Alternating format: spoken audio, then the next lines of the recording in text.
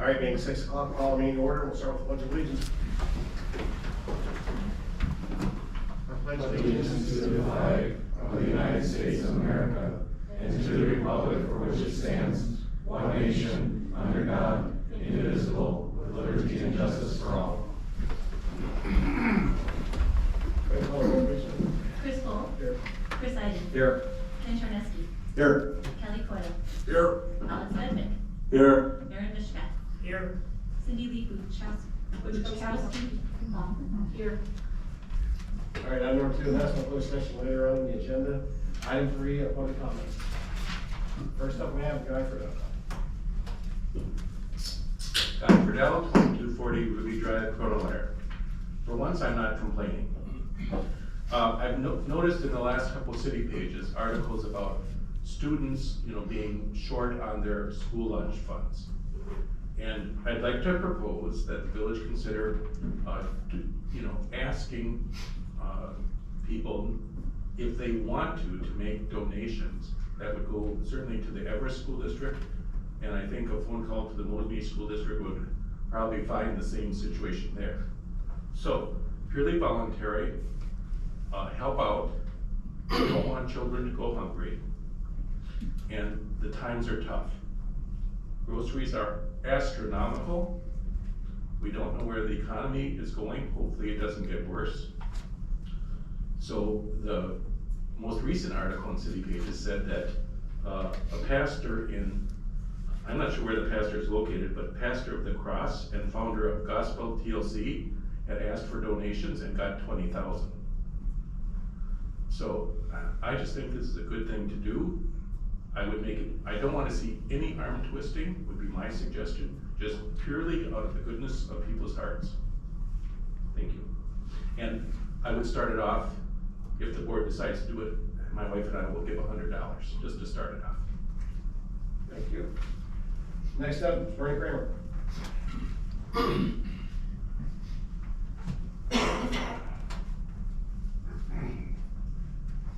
My name is Bernie Kramer, 2150 East State Highway 153.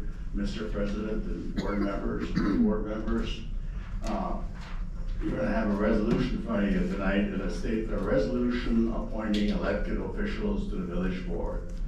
And it goes on to state that these elected officials are empowered to perform all acts professionally necessary, appropriately to carry out business of the village of Kronenwetter, subject to the direct control of the village president. Well, I tell you, I've been around a long time. I've been going to Kronenwetter meetings for over 50 years, and I've been on the school board, Mosby, and previous in other communities. And to see something like this here, these board members up there, because they were elected by the people of the village of Kronenwetter. I mean, they're there at the discretion of the village of Kronenwetter citizens, not the president of the village of Kronenwetter board.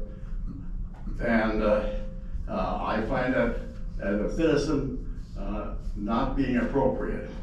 Then you got another ordinance, code of ethics or whatever you want to call it, code of the village of, and now this has got so many different interpretations in here. I mean, why would you want to do this? Here again, and you're supposed to take out your fellow members on the board. Why would you want to do that? The public will decide when they don't want you anymore. They re-elected new officials on the board. And that's how you all got there.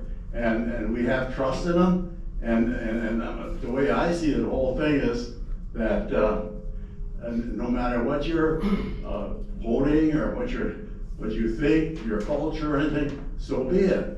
I mean, if the public don't want you, they vote you out. And for you to set something like this up, you're really gonna create a maze, like a corn maze. You won't even be able to find yourself once you get started in that thing. Waste of time and money. I don't even know why that's on the agenda. Then the village administrator's got his points here, and I don't see the word ambulance service on here. Right now, that's the oddest subject in the village of Kronenwetter. It affects 8,500 people. And everybody, it's a healthcare situation. And And our fire chief wants to get this done by the end of May. I mean, I'm against it completely for a lot of reasons. But I just say again, I think we have to prioritize some of our stuff and more or less stay on course and not be detoured and distracted. Thanks, Bernie. Next up, Dave Baker. Thank you. I'm Dave Baker. I live at 690 Happy Hollow Road. I'm addressing both the topic of code of conduct and organization, the organizational chart.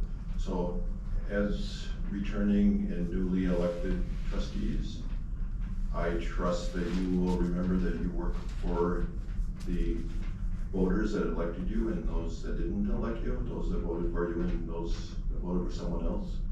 You don't work for the president of the village board, so I don't think it's appropriate that the organizational chart should show that, should reflect that. Also, I believe that the code of conduct is a flawed document. I could find something to file a complaint about every one of you on the board in that document if I needed to. And if it passes, I probably will. I also think that I believe, so I'm not that familiar with the Village of Kronenwetter's organizational structure, but I believe that the clerk is hired by the village board, as opposed to being an elected position. If that's true, then I would think that there's probably a doctrine of incompatibility problem with having the village clerk make assessments of complaints that come in on her superiors. And basically this code of conduct is circumventing the voters' will and substituting it with the village board's will. That is not something that is appropriate. It's a threat to democracy. It's an attack on democracy. The voters vote for the village board trustees, and they are the ones that should decide who is serving on the village board, not a small group yet a majority who decide that one or two members shouldn't be on the board. Thank you. Thanks, Dave. Next up is Tim Shaw.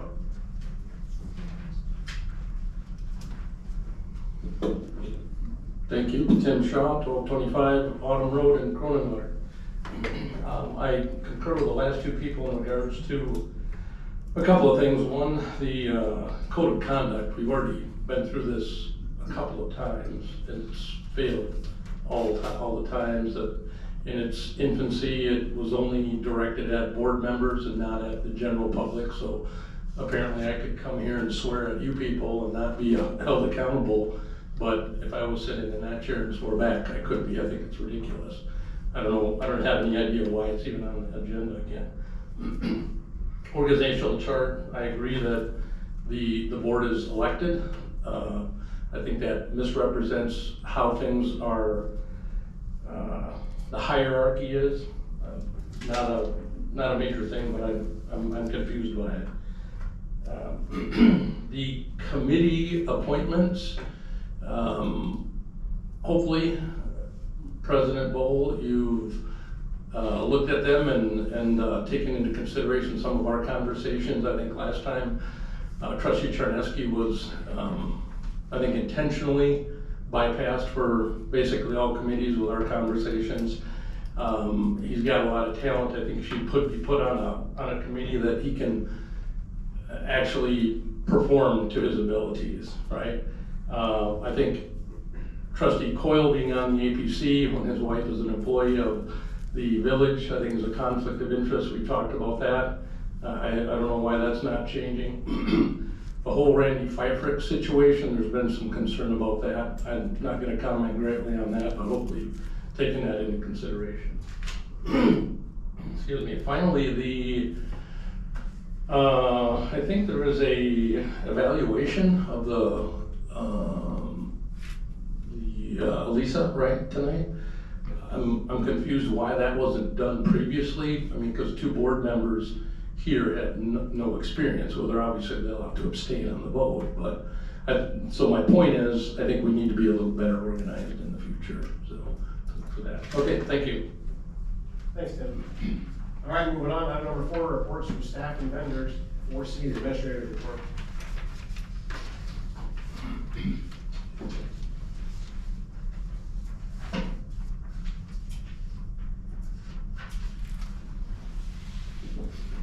First off, just a welcome to the new board members. It's kind of nice to get off the label of being a new kid on the block here since September.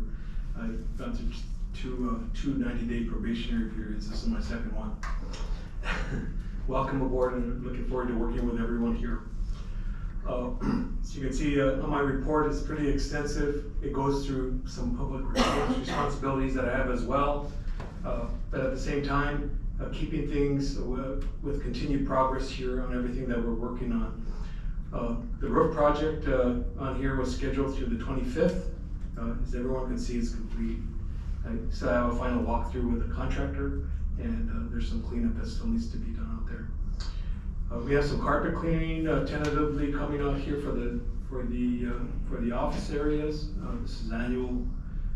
Coming up here in May, prepared evaluation for CFO. It's already given to CFO a few weeks back.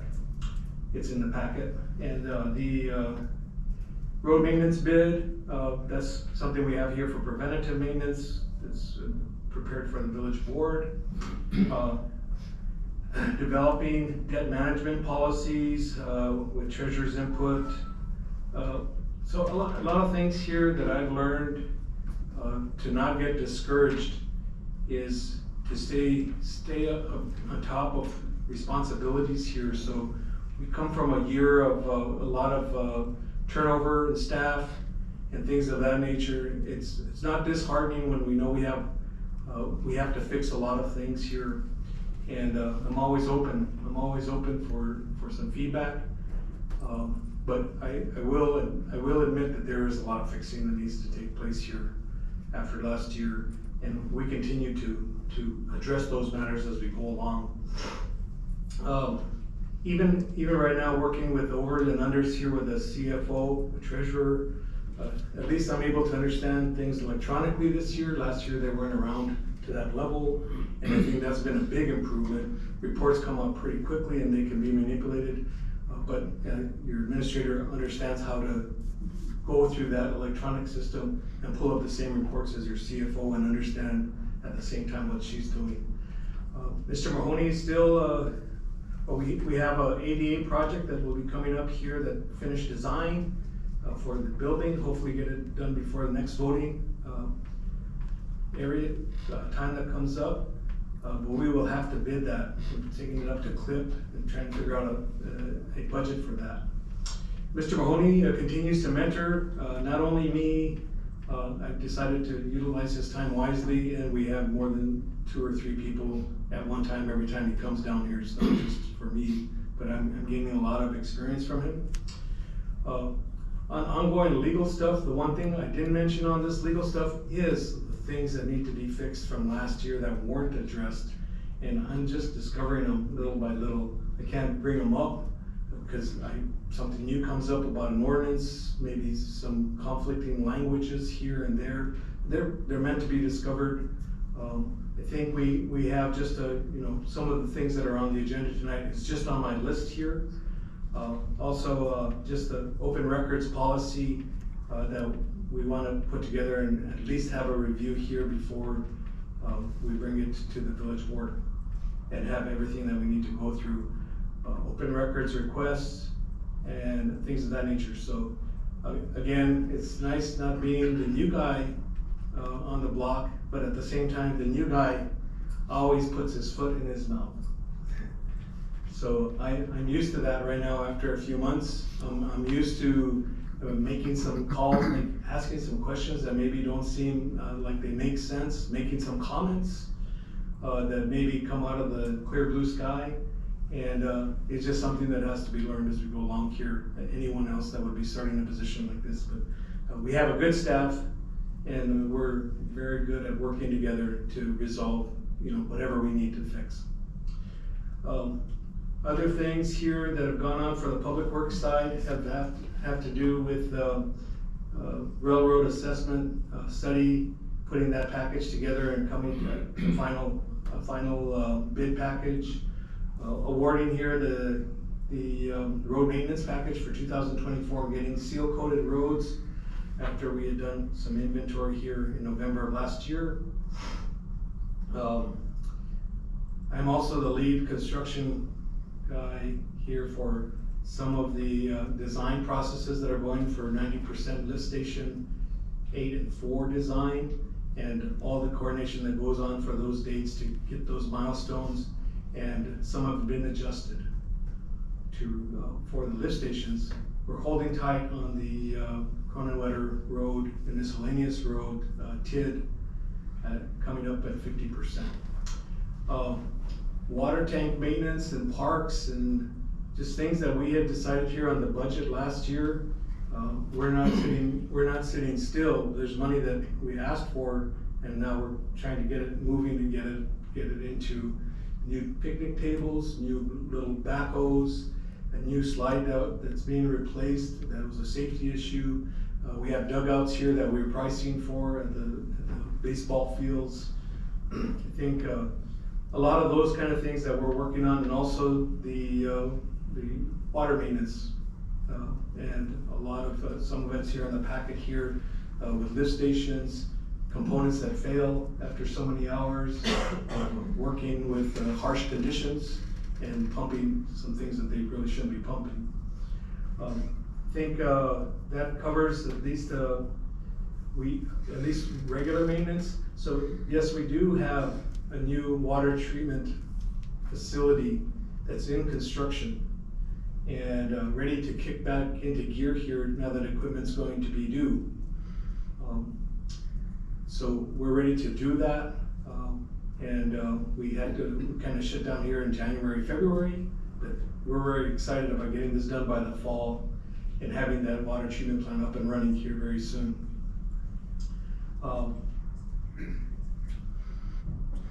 That's the conclusion of my report. I'm open for any questions on any subject that's out there. Yeah, just one quick one on, lift station 8 and 4, the full plan set, 100% specifications, moved from March 2024 to July 2024. Do you foresee any, issues looking at this bid, moving from March to April to August to September to get what we need to get done for that to meet the deadline for the expenditure period ending in TID 2? I think we're gonna be okay as far as deadlines. What we did is we came up with a value engineering suggestion that's going to bring the cost down. The cost is way higher than we had originally anticipated. So we've kind of thought out some cost savings.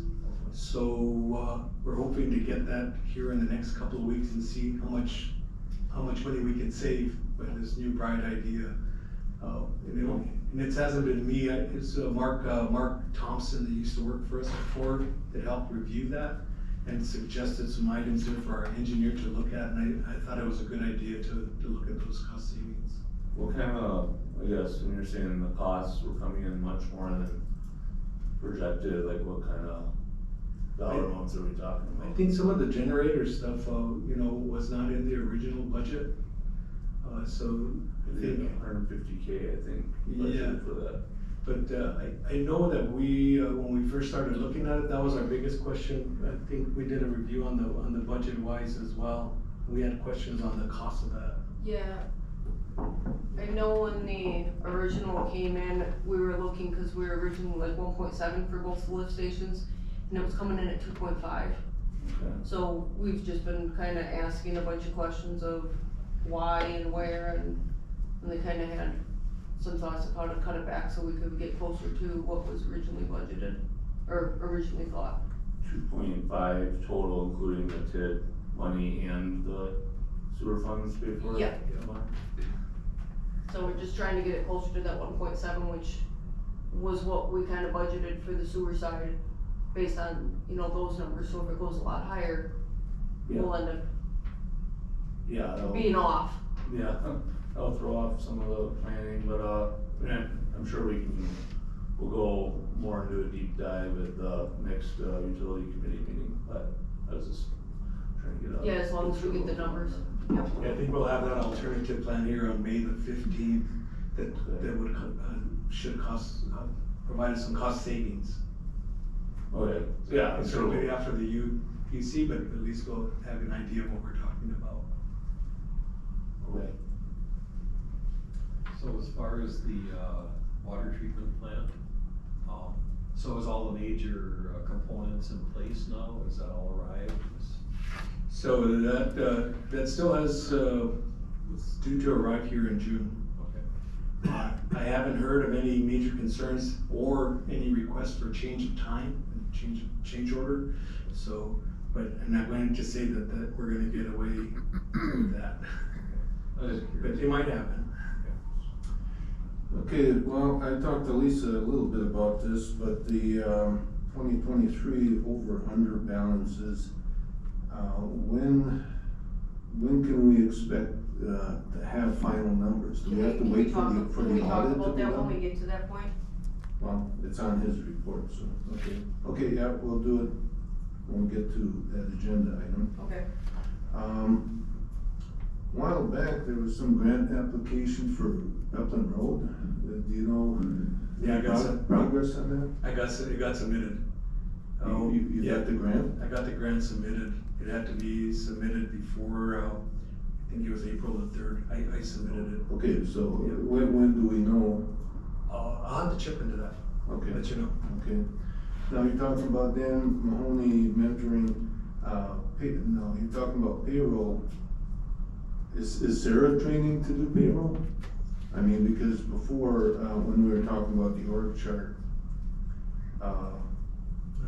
part of the subject was payroll was supposed to go from the clerk to the treasurer's department, and I guess it was discussed that, once Sarah would learn that, she would take that over. So who's learning payroll, her or you or? So Dan's not dealing with Sarah at all. I had some budgeting figures that Kim Manley put together last year. I think it's kind of a little bit off in how things should be budgeted. It should be budgeted by position, and it also should factor in some overtime sometimes in some positions. So I just wanted to get some feedback from him, for me, as far as that payroll spreadsheets that I have together that I'm going to use for 2025. Just want to make sure that, it fits the bill here. Okay, so you're not training anybody new to be able? No, these are some subjects that we come up with when we do have some time to meet with him. And they usually come up after he's given a mentoring training, and then I send it over to him. Are you doing any cross-training at all, as far as different people training in different areas, so that if somebody leaves, or is gone temporarily, somebody else can fill in? So right now we have some cross-training. If Bobby's gone for payroll, I am her backup. Okay, If we have Sarah that is also learning the utility side, Kim has been cross-training in between planning tech and Sarah's position, so she's kinda got a little bit. So we've been trying to do it that if somebody is gone for a little bit or something comes up unexpected, that we can still kinda float and not have anything go back. And I also have the backup for Sarah and Kim as well, okay. not in the planning tech area, And but. have you made any progress on these standard operating procedures that we talked about? Establishing all these things, so if someone new comes in, they'll have these procedures and can fill in, For the finance side, for not, any of it. for the finance side, I can speak right now, not yet. Have our training tomorrow on our last new module. So once we get that one in place, then we can start looking. I obviously can't put the trainings together, put how to do something until we know all the modules and what they're doing. So we're working on that. It'll come up on another subject coming down the line here as far as the job description review. I have that scheduled here the first week of May to start that myself. Everyone's job description and make sure we have those cross capabilities in there with the staff. Right. Okay, and, back when we had this issue with Covantage, in that whole situation of the signed, resolution and checks and all that, we had asked for a third-party investigation, and what progress, I don't see it on your list, what progress have you made? So the Covantage, I did get with our auditors on that portion of it to see if there was anything that they could provide as far as procedures. I don't have anything on it. I haven't put it on there, So so. you're talking about the financial aspect of the loan, or the aspect of how this resolution got signed to begin with, without the board ever approving it? And we had discussed that as a board, and it was my understanding that you were going to have someone, a third party of some type, look into this, and investigate how this ever could happen. You know, how can you have two people sign a document and then sign loan documents when the board never approved it? And that was the subject of this investigation, and that's what I'm asking you, how far have you gotten on it? Well, and again, remember we had discussed that, you know, we went through all those records, that we had passed 2 contradicting motions. And he's going through it because he said that he would have had a third party help him through it regardless, but, I mean, to state that, you know,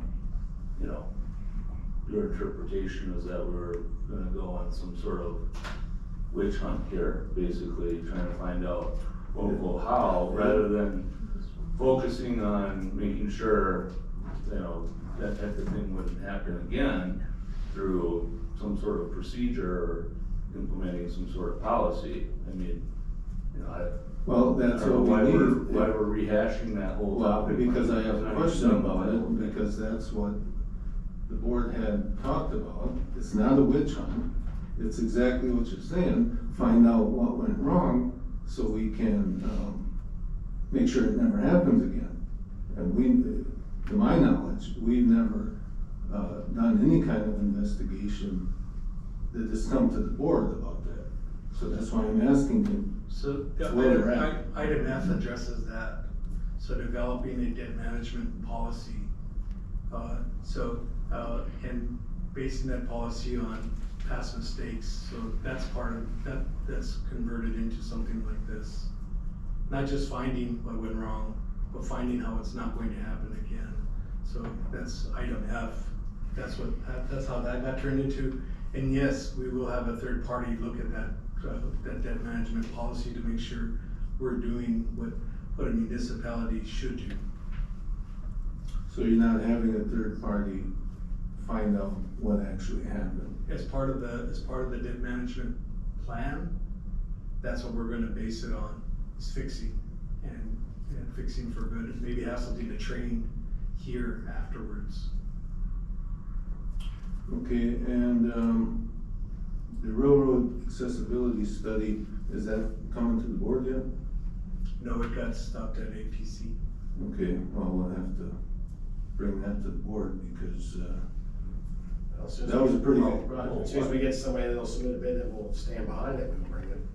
Well, we had, it was a funding thing, we had no funding for it. We had accepted bid. You have funding when you want funding. So, the same person who is so against taking the money out of undesignated wants to take money out of undesignated. No, there's That's- there's other money around. No, there really isn't. Well, I would disagree, but, anyway, that should come to the board for a discussion, not to be discussed here. The other items on your report, okay, we already talked about cross training, this, Kronenwetter Drive, you say it's 50% done at this point? Yeah, it's actually, that's a typo. It's actually 20, going into 25% design at this time. Okay, so when will we get any kind of a preliminary cost estimate on what they're looking It will come in June. at? Okay, that's all I got. Anybody else have any questions? All right, we're gonna move on into the treasurer's report. So in the treasurer's report, you guys are gonna see something a little bit different. The very first sheet is the combined that you guys have always seen. There's nothing different to that. Kinda letting you know where our cash is sitting. On the next page, you're gonna see village cash and investments. This is just the village's portion of items. The next sheet after that is the sewer and water. Wanted to kinda separate those for you guys, so you could see what the village has for funding and what the sewer and water has, and what's in their bank accounts, where their interest is and what they're earning. So it kinda gives you a breakdown. I don't take any questions on it. Okay, well, I'm looking through the report, I'm on page 11. Expenses for board members, what's been expended for board members? I can get you a detailed list on that. I know that there's a few things like nameplates or things like that, that we would have had to got. You know, if there was something like that, back then I'd have to take a look. You know, being February's, I'd have to look exactly what it was. Books maybe? Could be. Okay. Real quick here.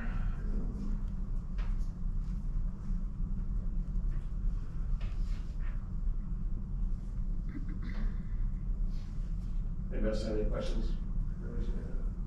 Yeah, I guess I'm done. All right, thanks, Lisa. We'll move on into the check register. Questions or comments about the check register? Hearing none, we'll move on. Item number 5, new business, item F, discussion and action on boarding session for newly elected trustees. Okay, well, I looked at this, it's not really an onboarding session, it's a report, Well, a it's booklet of some type that Dan wrote for committee members.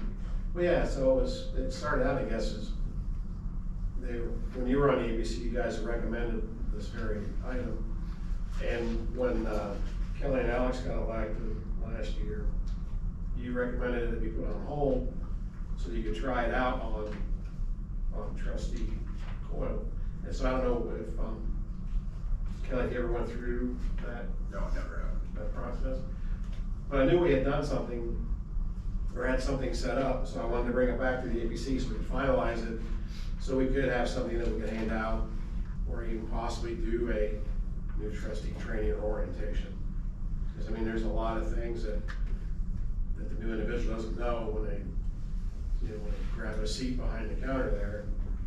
It'd be nice to hand them, because I remember there were a couple of sheets that you passed out, there's like a checklist and following some things, they handed out, and some of that type of thing, so.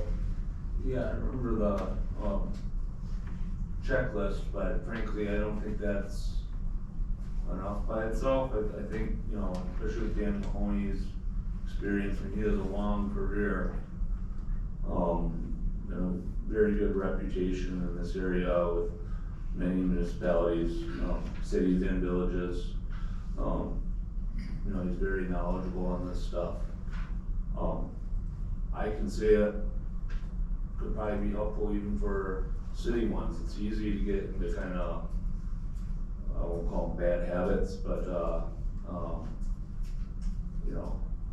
even Robert's rules, right? It's easy to kind of confuse some things. We obviously don't follow it to the book, but I think some of this stuff isn't always intuitive if you haven't been part of a governmental, body or some other organization that does this stuff. And, Wisconsin obviously has its laws. We've had issues in the past with, accidentally causing like open meetings violations and things like that. And to me, having good onboarding so people understand what they can and can't do and, what, they really should be doing is part of their role as an elected official. necessarily lecturing the policy of them, but, you know, all the nuances of state law and all that, I think it would be very valuable. And like I said, frankly, it might not hurt to make it available even for, sitting trustees. I, for one, would say that I would appreciate an orientation, just for the fact that this is the first time that I've been with this type of public service. And for example, today, I didn't even know how to get into the building. Thankfully, one of our officers was outside, and he kindly let me in, and trusted who I was. So I like these materials, and I would like an in-person orientation also. It'd be nice to get a walk through all the departments, meet everybody who works here, meet the police chief, the fire chief, and everyone, just so I have a better idea and understanding of who I'm actually gonna be working with. Absolutely. Yeah. And that one will be coming, so it'll come with, the training materials that come with committees. A PowerPoint presentation, and I'll conduct those trainings as well. Okay, I read through this, and it has information in there. I didn't see much of any reference to statutes. He does talk about statutes that deal with committees, and actually, I don't think there are many that really deal with committees. But what I would recommend, I mean, if Cindy likes it, you know, you guys give it a review, you and Aaron, you give it a review and let us know what you think. But by far, I brought this for show and tell here, is the League Handbook for Wisconsin Municipal Officials. This has everything in there, everything from Robert's Rules to the duties of trustees, the president, the officers. Just got everything. Planning Commission. I'm actually emailing a PDF copy of that to both Okay, right now. but as far as the purposes of this agenda item, this, I would say, would be a mandatory thing to provide. Well, I think that was on the checklist. I don't know if it was, but they should There's a automatically checklist, get, yeah. it shouldn't be there on their checklist to go get. They Well, I mean, should it's. get it, you know. Well, no, the checklist was supposed to be staff would prepare things to give to newly elected individuals. And the checklist was to make sure they didn't forget anything. So they run down the list of all the things. I think one was Okay. order a name tag or something, and some of that kind of stuff. So that, to give that book to the newly elected individual was on the checklist. Okay. It wasn't like that that the individual had to go get it, the staff was gonna. And actually, Leonard, I would, you know, if you're new to municipal stuff, you read this and you'll know more than most administrators that I've ever met. Give me a lot of credit there, thank you. So you guys gonna leave us as is, or you want to send back to ABC for some fine tuning? I think I would like to review what other village boards have for orientation material. I think Ken does bring up a good point that if we should reference any statutes in there.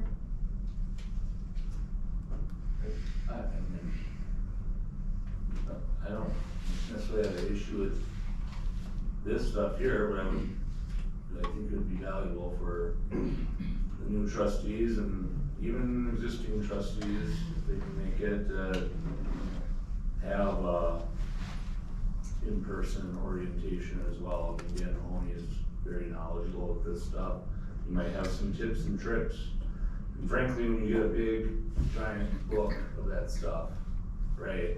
I mean, there's what it says, but then, there's that piece of it, but the way I think of it, it's like flying a plane. Well, you can read all the manuals you want about flying a plane, but, you also need some of that practical, experience too, and you need, I think it's helpful to be able to ask questions and hear about some of the, I'll call it important, pieces to really keep attention to. Okay, So I just think it would be valuable for anyone that would wanna be interested on this board to attend, even those that have been on it a long time. okay, attend what? An in-person orientation with Mr. Mahoney. Oh, well, that can be helpful. And I'll tell you what we did a few years ago, I don't know who went, I don't think anybody here went along with us. Downey arranged for a tour of the Public Works and a tour of the police department and the fire department. And he was gonna do the water and sewer, we never got that far. But Tapper was on that tour, and Joel Straub and me, and even Richard, you know, he went on the tour and he learned a bunch of it. I thought it was super interesting. So I would, you know, if somebody wants to organize any one of those tours every few months or something, I was on the board for a few years already. I thought it was great, you know, I learned more than I thought of it. Yeah, and I think one of, like what Cindy alluded to is literally, let's see what we have in the bill. Just go to the Public Works garage, you know, just look at the water tower. Let's look at a lift station, you know, so you can kind of understand it. You open the cover up and get to look down there and see what. Can I take a fire truck for a ride? Have a ride, you can't drive it. Yeah. But something like that's very important, I think, because, you know, you get the grasp of like, you know, what's all the inner workings are, so I think that's. So I'm kinda getting the impression that from what I'm hearing, this really isn't quite done yet. Yeah, I think it should.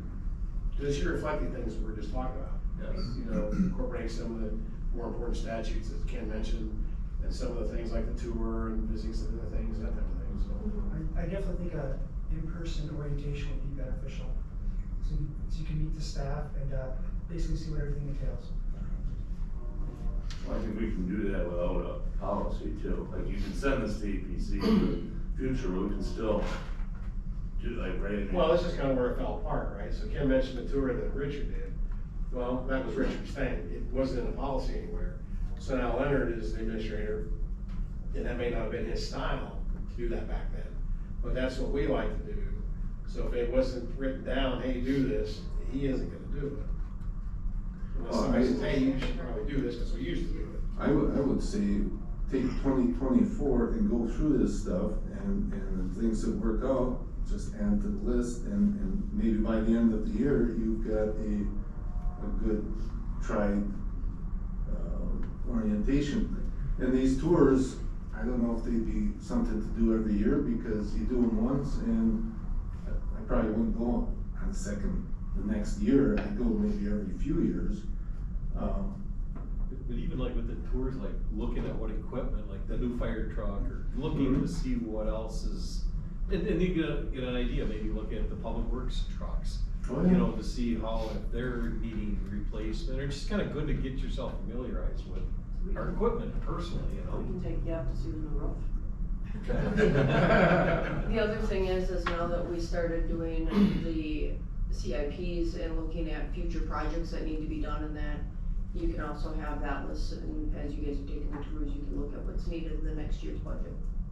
Let's look at the stuff that needs to be addressed, and that's, Right. or what the boots on the ground, as you will, would say. I mean, I learned a lot from Mark Mackey on the utility side, right? I mean, more than what the report says too, right? I mean, what those people do every single day.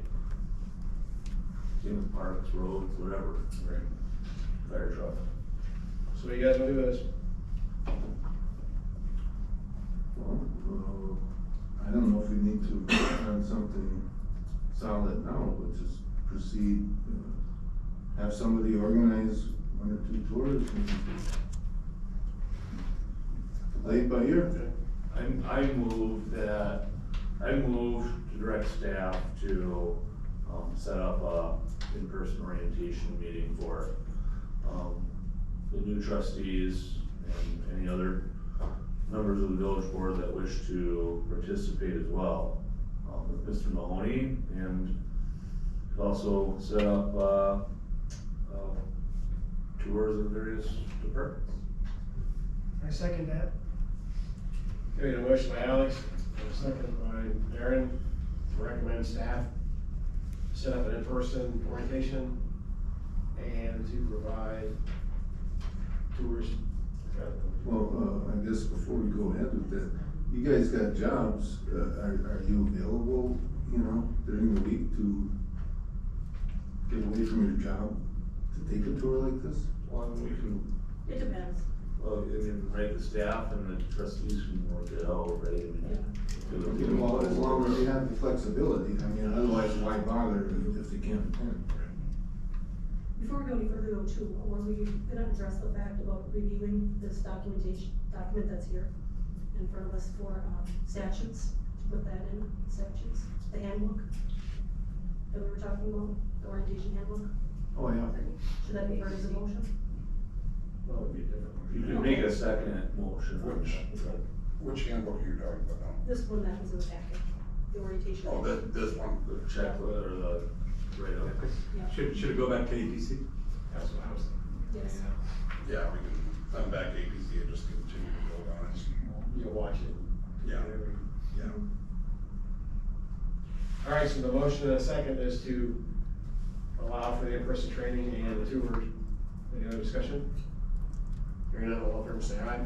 Aye. All opposed? Was there a motion to send this back, or are we just gonna recommend staff send it back? I don't know, do we need a motion to send it back? Just- I don't think so. No, just send it back to APC and we'll get working on it. Yep. All right, very good. Item G, discussion action 2024 road maintenance bid package. I think Farmers has been doing a pretty good job for us, and I'm just gonna move right off the bat to, approve their contract for $365,238. Second. Got a motion by Ken, second by Kelly to approve the contract with foreigners for an amount not to exceed $365,238.00. Any further discussion? You stole Brad's thunder, Ken, he was ready to talk there. Oh. No, I mean, we've been through this a couple of years. We're bringing him here more often. I mean, unless you have complaints of some type, I thought they did good service. Yeah, they've been doing a great job for us the last 2 years, and there's just a couple options here, and so I was here in case there's any questions on the options. And this is the option you want. The second one, I think, is good, it does the village. Good. Any other discussion? Hearing none, call roll please. Chris Bull. Yes. Chris Iden. Yes. Ken Troneski. Yes. Kelly Coyle. Yes. Alex Vidvik. Yes. Aaron Mishka. Yes. Cindy Lee Guzekowski. Hoffman. Yes. All right, motion carried 7-0. Moving on, item H, discussion action, fire department engine 2 for the sale of the surplus auction. Engine 2 was replaced with the ladder truck a year ago. We held on to it for a while to make sure that all of our staff was trained up to use the ladder truck, and if we needed to call back with the truck at all. We have not used it in well over 6 months. It's time to put it on auction. What do you expect to get for something like that? Is that obsolete? I don't expect much. And- I've watched the auctions on some other fire trucks that are out there, and, I mean, if they get up to 10,000-15,000, they're lucky. Okay. And it's useless for parts? Yeah, correct, it's just a. And how big's that generator? How many kilowatts? I don't know if I have it. Oh, well, that's okay.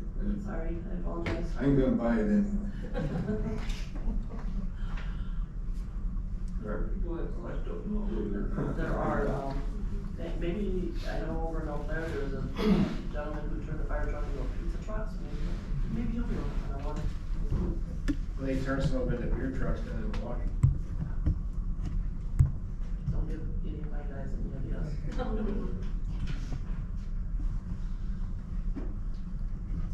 So you guys want to do?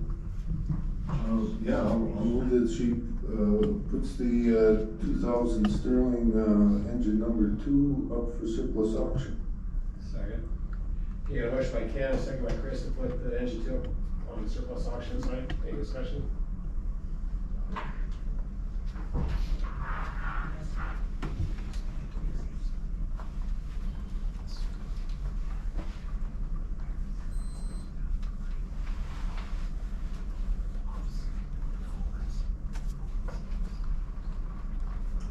Chief, is there a problem? Is there a problem, Chief? All right, so hearing no discussion, go ahead and call the roll, please.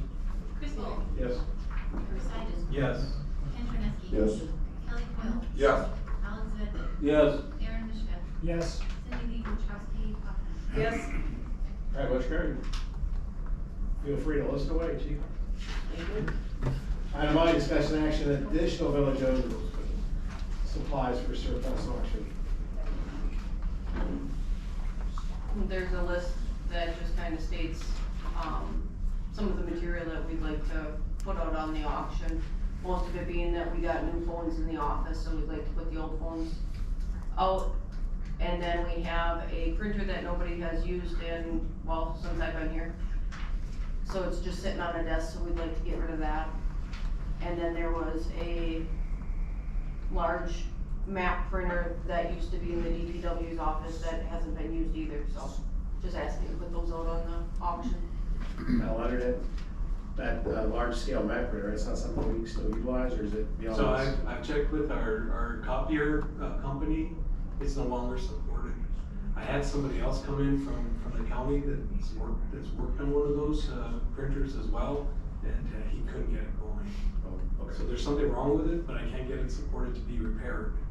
So replacement of that same printer is probably about 15,000. I got a couple of prices for that.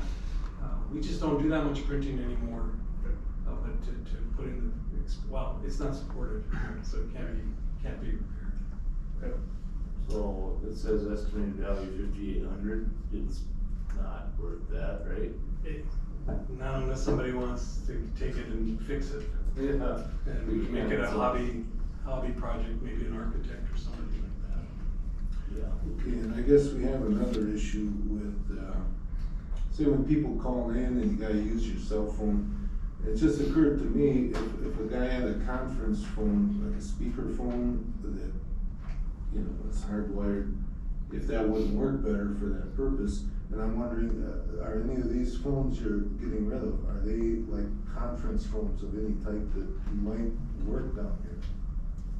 They're a regular, I don't know, Jennifer, do you know if the old phones? So they were phone like these. I don't. Something like that you wouldn't have to use your cell phone, but something that would have a better speaker and would have better microphones that would pick up, you know, people in the room better. And I mean, if these surplus phones aren't like that. I believe when those, if I recall correctly, when the reason all those got replaced is when TDS, I believe it's TDS, right? Yep. These phones weren't compatible. It could be. There was a compatibility issue, that's why they all got replaced. Yeah, my understanding was that was something that you guys decided before it was. Cause I remember last year when this was taking place, I'd asked Kim, what was the purpose of replacing it? She said it was, TDS said it was a compatibility issue. Yeah, that's a comment in the reason for disposal, so it's not compatible with, Do we use voice over internet protocol now? Okay, good, then that makes sense. I move we, authorize staff to dispose of the items on the list. Second. As much by Alex and by Kelly, to recommend staff dispose of the items on the auction list. Any further discussion? You're gonna call roll, please. Cindy Lee Buchkowski. Yes. Chris Bull. Yes. Chris Iden. Yes. Ken Troneski. Yes. Kelly Coyle. Yes. Alex Vidvik. Yes. Aaron Mishka. Yes. All right, motion carried, 7-0. Moving on to item J, discussion action update of the Village Kronenwetter organization. Well, I think the public input and pointing out the biggest error where the president could be moved down on the line of trustees, and that would be more appropriate. I think the administrative assistant could go down a notch too, otherwise it looks like she's equal to a department head. Otherwise, I guess it's okay.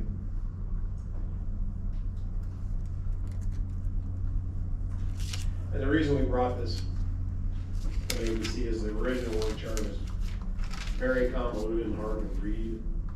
So I'd ask that the staff separate it out and make it more of a legible org chart.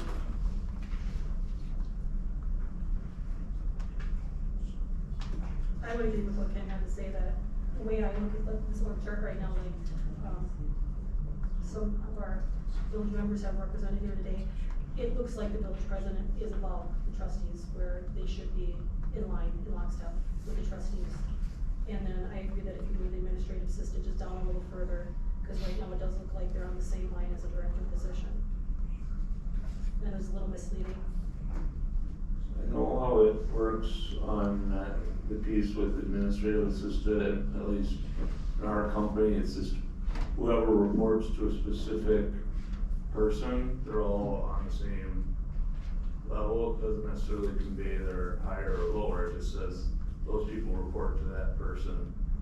So that, I mean, the way it's shown right here would be consistent with some other org charts we've seen elsewhere. I mean, I guess you could bring the administrative assistant off to the right or the left of the administrator.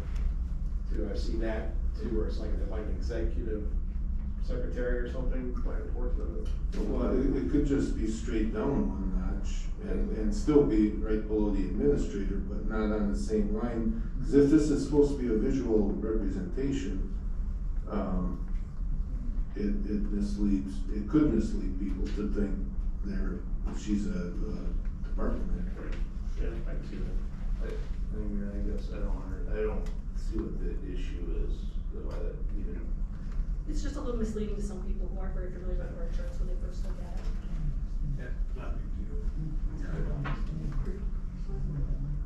deal. And I guess, if we're gonna change anything, this afternoon I had a little time and I looked at several org charts from around the state. And actually we can put the village president and the trustees all in the same line, that's perfectly fine.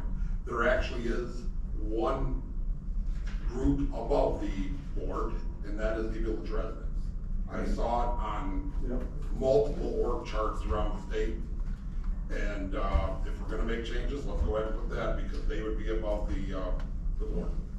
I would have to agree. I I hate to agree with them, but I do. I actually thought in the past we did that, like years ago. No, I actually thought in the past we did have that. Yeah, I remember that too. Yeah, this has gone through a couple of iterations over the I years. mean, the current org chart is nonsense on Yeah, it's really bad. the website. There's not even a board on it. It's just the village is above the village administrator. the League of Municipalities, if you go on their examples, Village of Cottage Grove has a pretty good one. Leonard, I can email it to you, or email it to Jennifer, and it's a pretty good one. I mean, how many people really even look at this? Well, you have the one up right now. I know. What ours looks like, and it's a convoluted mess. It needs to be I don't know, are you looking at one that's got like green boxes? Green around the outside, black in the Black, middle. green, red. I don't think that's the one that they Gray. came up with like a year ago. That's And what's if on Sean the was here, website. he would tell us if. Yeah. Well, that's the one that's been on the website for Okay, at least a well. year, if not longer, yeah. Okay, well, this one's more clear. I mean, it's more clear because it's broken down into several pages, so that allows for that. So we're gonna add the village residents, move the president down, move the administrative assistant down, and that's it, right? I mean, if you're using that, I mean, I know with the village president, he's a member of the board, just like us, but he does preside over the meetings. Like, Yeah, like he isn't kind of the same as a trustee, but he's But not. presiding is a service, it's not an authority over the board. Right. And I don't know if a also, org chart should necessarily be a fully authority over somebody. The examples I well, found, that's what it's meant to be. the examples I found actually didn't separate them out into separate entities. It had them as one collective box, and it would say village president and board members. Every example I found had them in one box. That would make sense. So, But I mean, if everybody's okay with moving them down into one line, same thing, practically. I guess it just indicates how many trustees we have, instead of having them just in one box, so. I mean, if everybody's okay with those changes, I'll move that we, adopt this org chart as amended. I'll second. A motion by Ken, a second by Chris to approve the org chart as amended through the various discussions. Any further discussion? Hearing none, all in favor, say aye. Aye. All opposed? Motion carries. All right, moving on to item K, discussion and action on limitation of municipal building summer hours. Okay, somewhere, I don't know if it's a vision statement, or I think it's a mission statement. It says something about excellent customer service.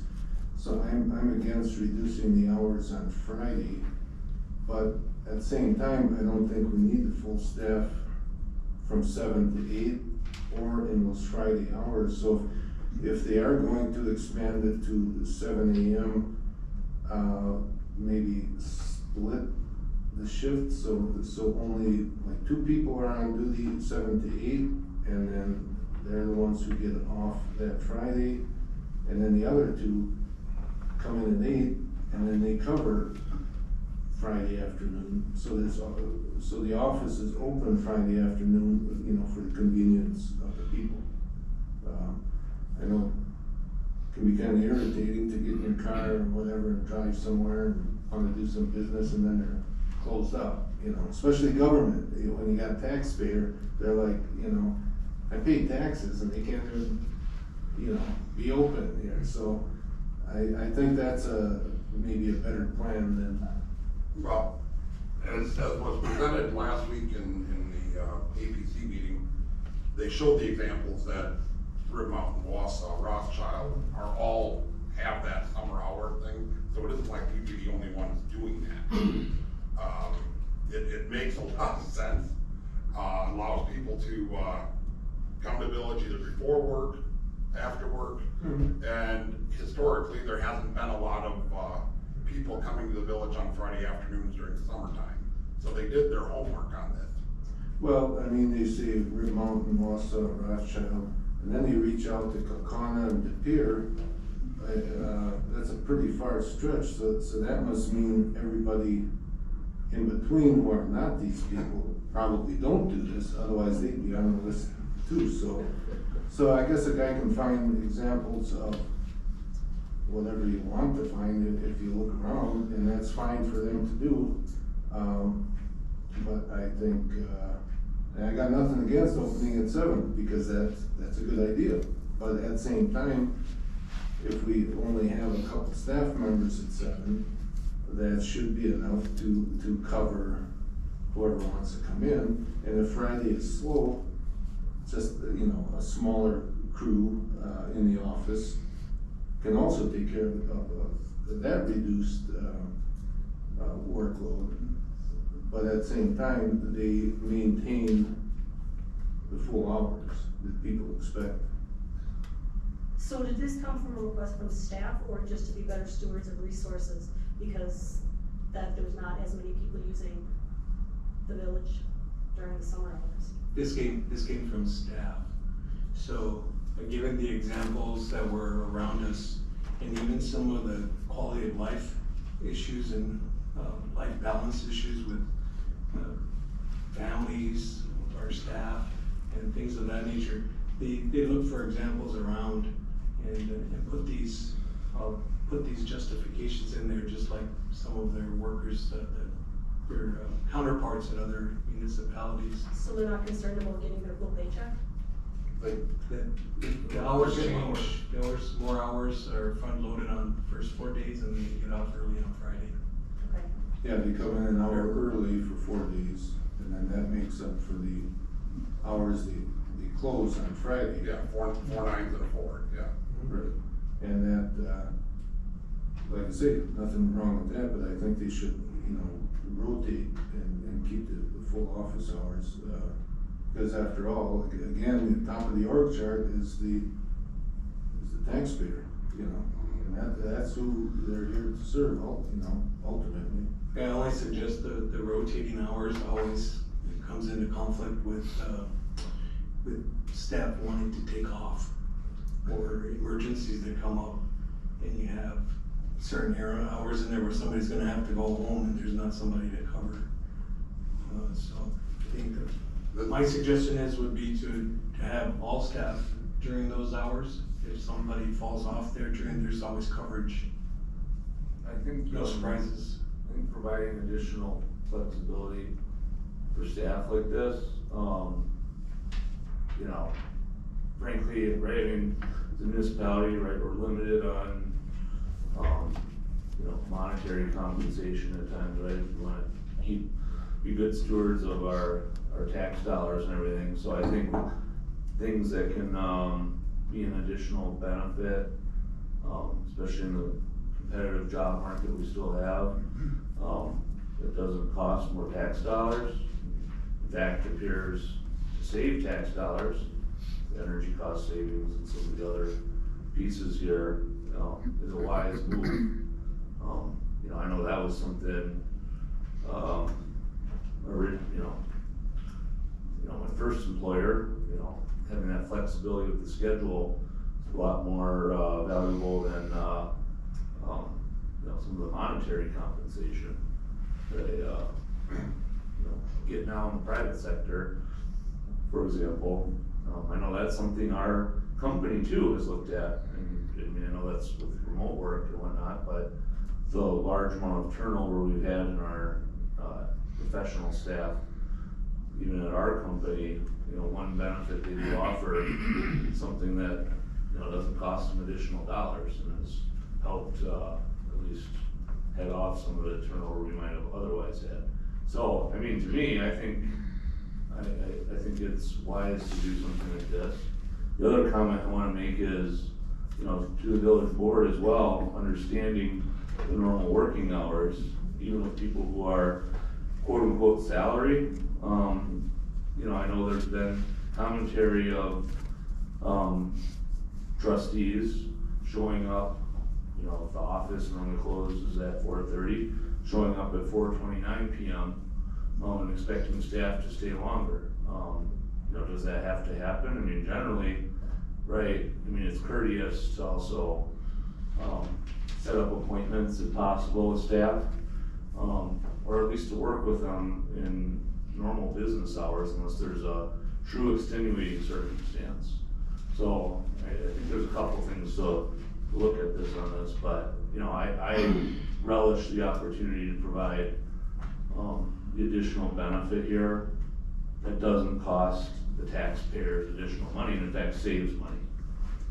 And I'd like to add that this is not a forever thing. This is from the day after, Memorial Day till the Friday prior to Labor Day, so we're talking 14 Fridays.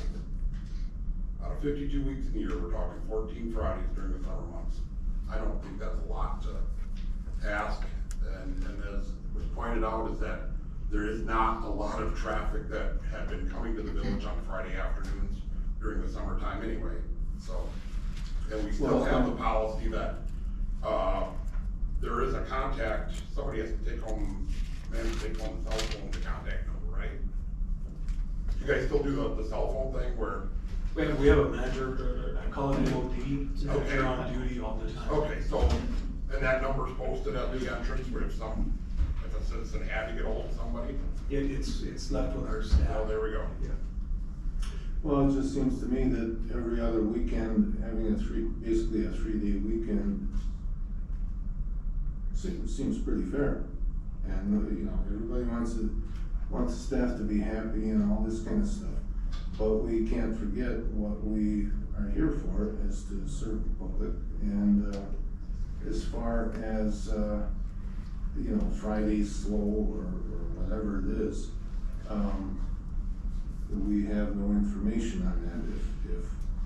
Perhaps if they had, kept track and said, look, the last 10 Fridays, you know, 2 people came in after 12 or something, well, then you could say, well, there may be a case for it, but, I'm here to represent the interest, you know, of the public, and, I think we can keep staff happy and take care of business, by rotating that a little bit. And if, like Leonard says, if somebody has something come up or wants, you know, needs some time off, I guess guess that happens all the time anyway, and you just,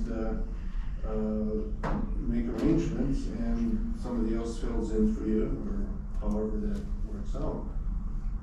So, that would be my suggestion, to kind of split the difference. I think you have to consider the industry you're in, you know, this isn't a paper mill where you're looking at 24/7, you know, how much pure production you have. I think, you know, with our budget constraints, with levy limits and all that, we have a professional staff. You know, if there's a way we can provide additional benefit without cost to our taxpayers, that's another value we're bringing to the taxpayers, right? Higher morale with staff, definitely is a benefit to taxpayers, and it's not costing us money. We're still getting the same hours worked out of people. So I think this is, one thing that we can do as a board to, help everybody. So I move we, approve the summer hours as written here. Second. Okay, we got a motion by Alex, second by Kelly to approve the summer hours as presented. Any further discussion? Hearing none, go ahead and call the roll, please. Chris Paul, Yes. Chris Iden, Yes. Ken Troneski, No. Kelly Coyle, Yes. Alex Vidvick, Yes. Aaron Mishka, Yes. Cindy Lee Buchkowski Hoffman. No. Motion carried 5-2. Moving on, item L, discussion and action, adoption of the 25 capital improvement plan process. Yeah, it's processed, so this is a 2025. It takes a number of months to put together one of these CIP policy procedure. We do not have that kind of time in 2024 because we've already started it. So this is my experience, and I found out from different administrators as well. Towns of this size have had a CIP. Everybody knows what CIP means. We talk about it all the time in leadership, our leadership staff meetings on Tuesdays. So I say, well, CIP is a capital improvement plan. So it's not construct, it's plan, design, and construct. And I put together this presentation based on a previous government. The program that gets put together on this still needs a lot of work. These are not the documents that go with the Village of Kronenwetter. What it does is it gives an annual process where there's a call for CIP beginning of the year, for training and show everyone how to plan. And then there's a call for projects that comes later. There's a ranking system that goes on here by example May. There's a vetting and final selection or priority committee that brings this together to score and brings it to committee. And the ultimate goal is to one-stop shop capital projects come to the village board for prioritization and with a recommendation, or the board can do their own projects and not follow this process at all. This tries to keep people parked outside here from bringing in projects every village board meeting, or instead we keep a ongoing project worksheet that builds momentum not only for funding assessment, then funding planning, funding design, and then eventually planning or funding construction. There's a project worksheet here, example in here on page, the policies in here too, what I'm used to working with, and the administrator being in charge of administering this process. But further down on past the policy onto the project worksheet. That's on page 186. This is just an example of projects that last a long time and can't lose momentum. This one has to do with expanding village facilities, design and construct. So this deals with any expansion that we would need here, for example, in the administration building, public works, and utilities. It has a project sponsor, but the most important part, it has justification that's built into this that gets carried year to year, even if no money goes to it at all. Kind of like the vac truck. Vac truck is that importance, but there's nothing to carry it over to one year to the next. There's no one ranking it number 5 this year and number 3 next year, or number 1 the following year. And this shows some of the things that would rank that project. But most importantly on this one here is the financial portion of this. And it comes down to, I'm gonna find it here on page, this, like I say, this is not the document that we would be developing. It'd be similar, but it'd be something that would be utilized in a village of this size in the state of Wisconsin. And there's a portion here that deals with grant funding. What this project would be if it was grant funded. And what makes it eligible for grant funding, and what that funding is going to look like. That means somebody's gonna have to be on the line here to apply for those grant funds to support this project eventually. And it may only be in the assessment portion of it, if there's no funding at all, but it may be in the design portion of it. If we have a couple $100,000 just to put this in design, either way, an expansion of any size here that would do us any good is probably 3 million plus. That's not fundable in 1 year, and we can at least start with an assessment 1 year, try to find funding for the design the following year, and try to find funding for construction in the 4th and 5th year. And we carry this CIP momentum through the process.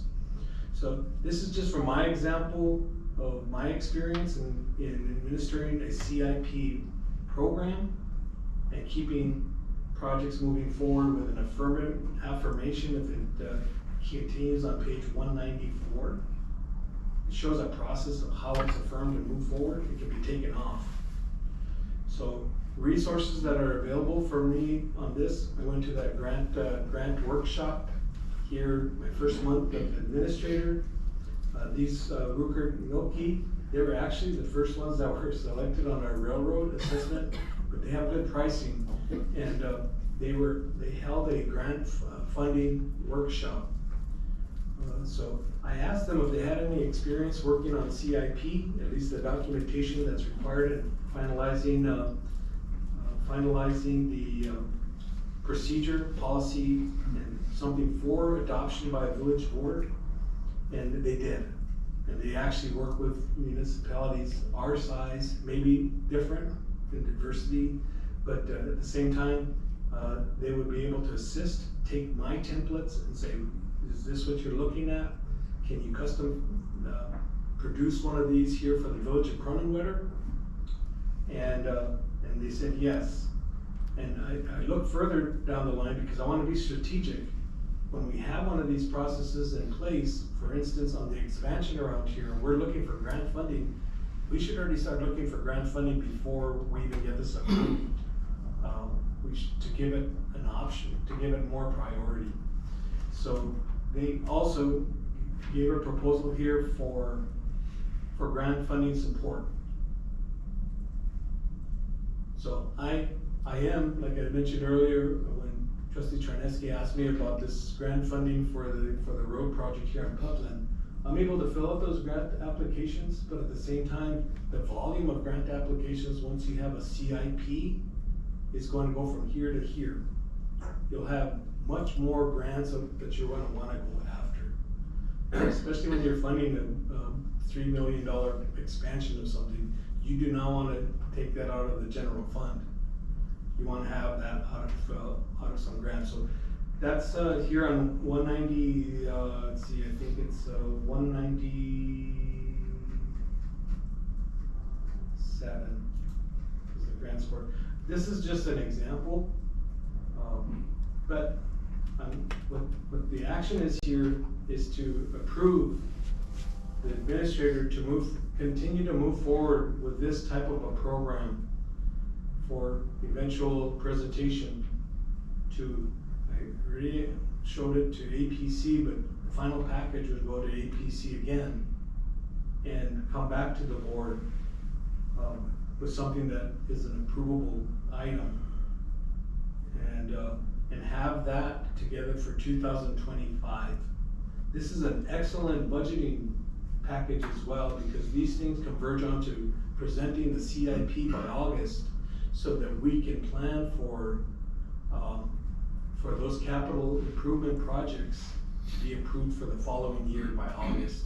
So if this would be in place for 2025, we'd have all the capital projects that we were recommending here by August of 2025 for 2026.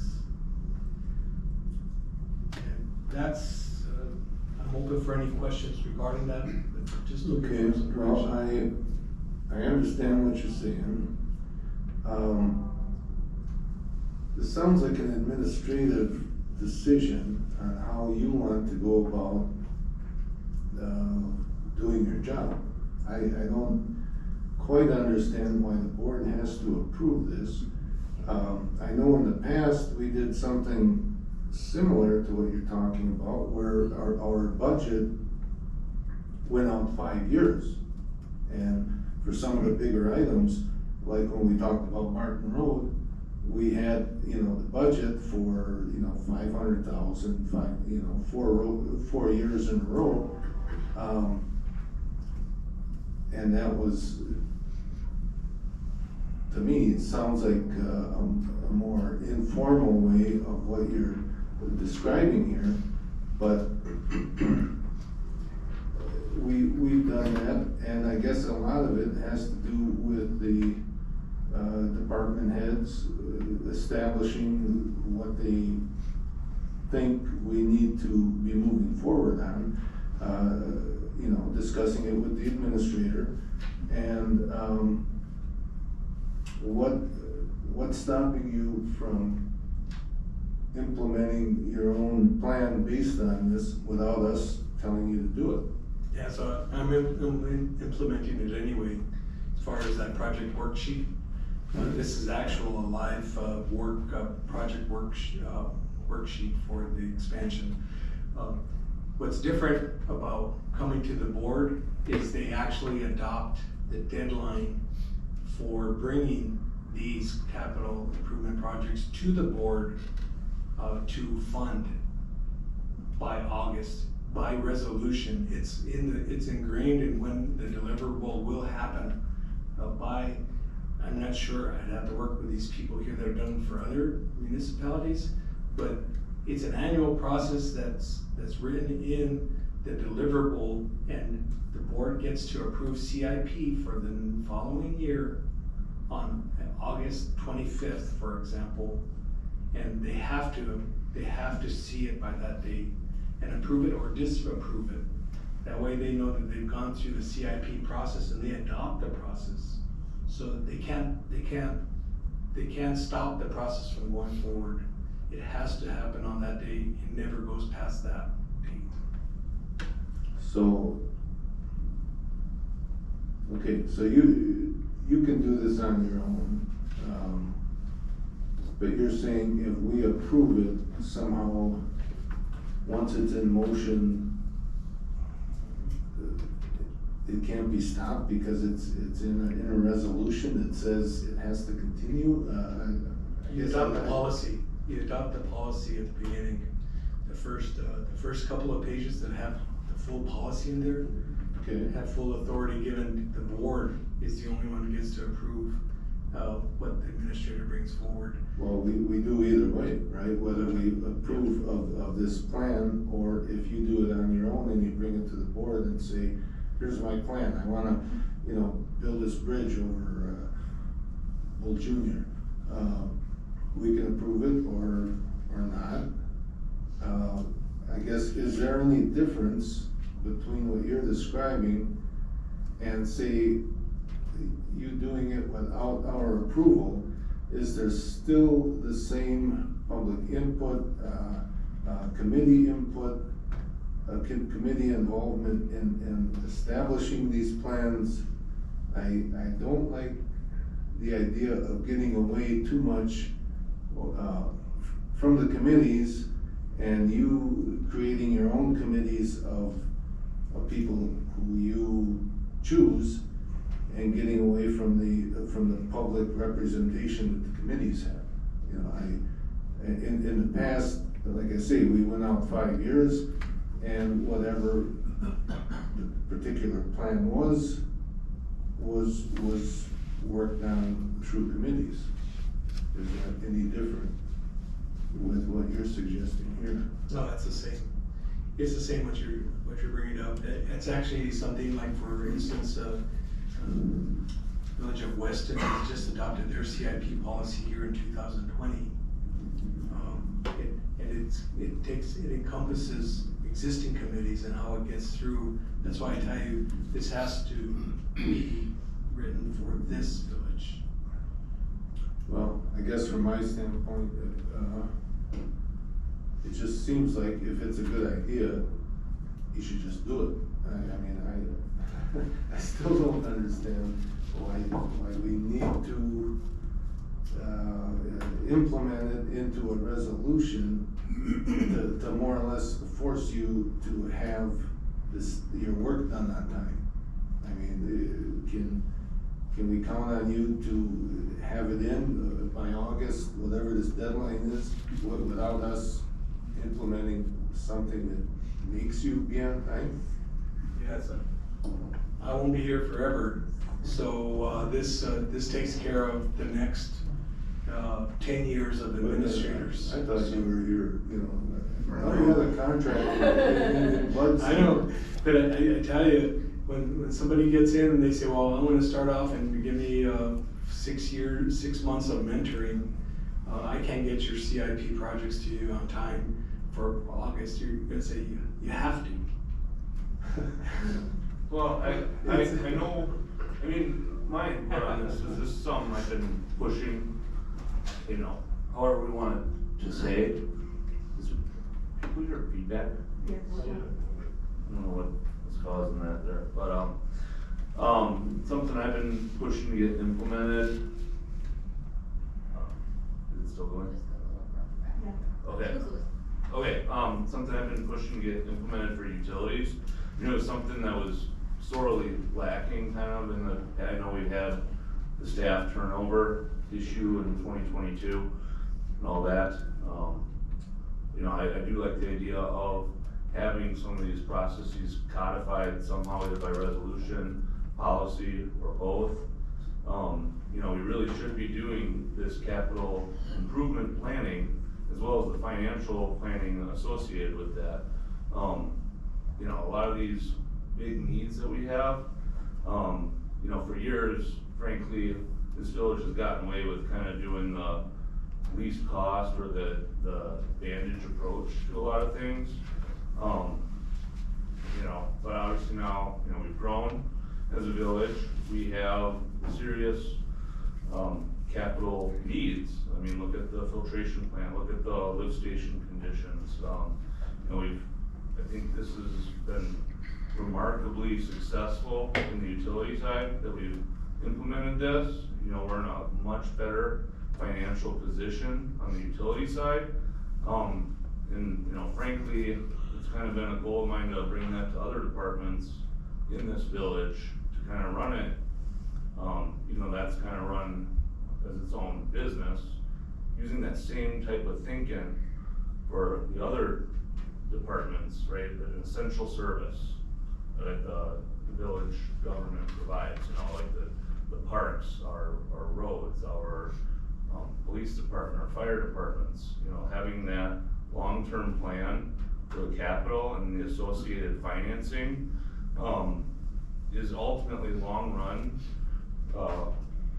going to be necessary if you want to keep our taxes low. I mean, everyone's in favor of low taxes on this board, right? I mean, I've never met a politician, maybe Joe Biden, I don't know, but that said, I really want to raise everyone's taxes.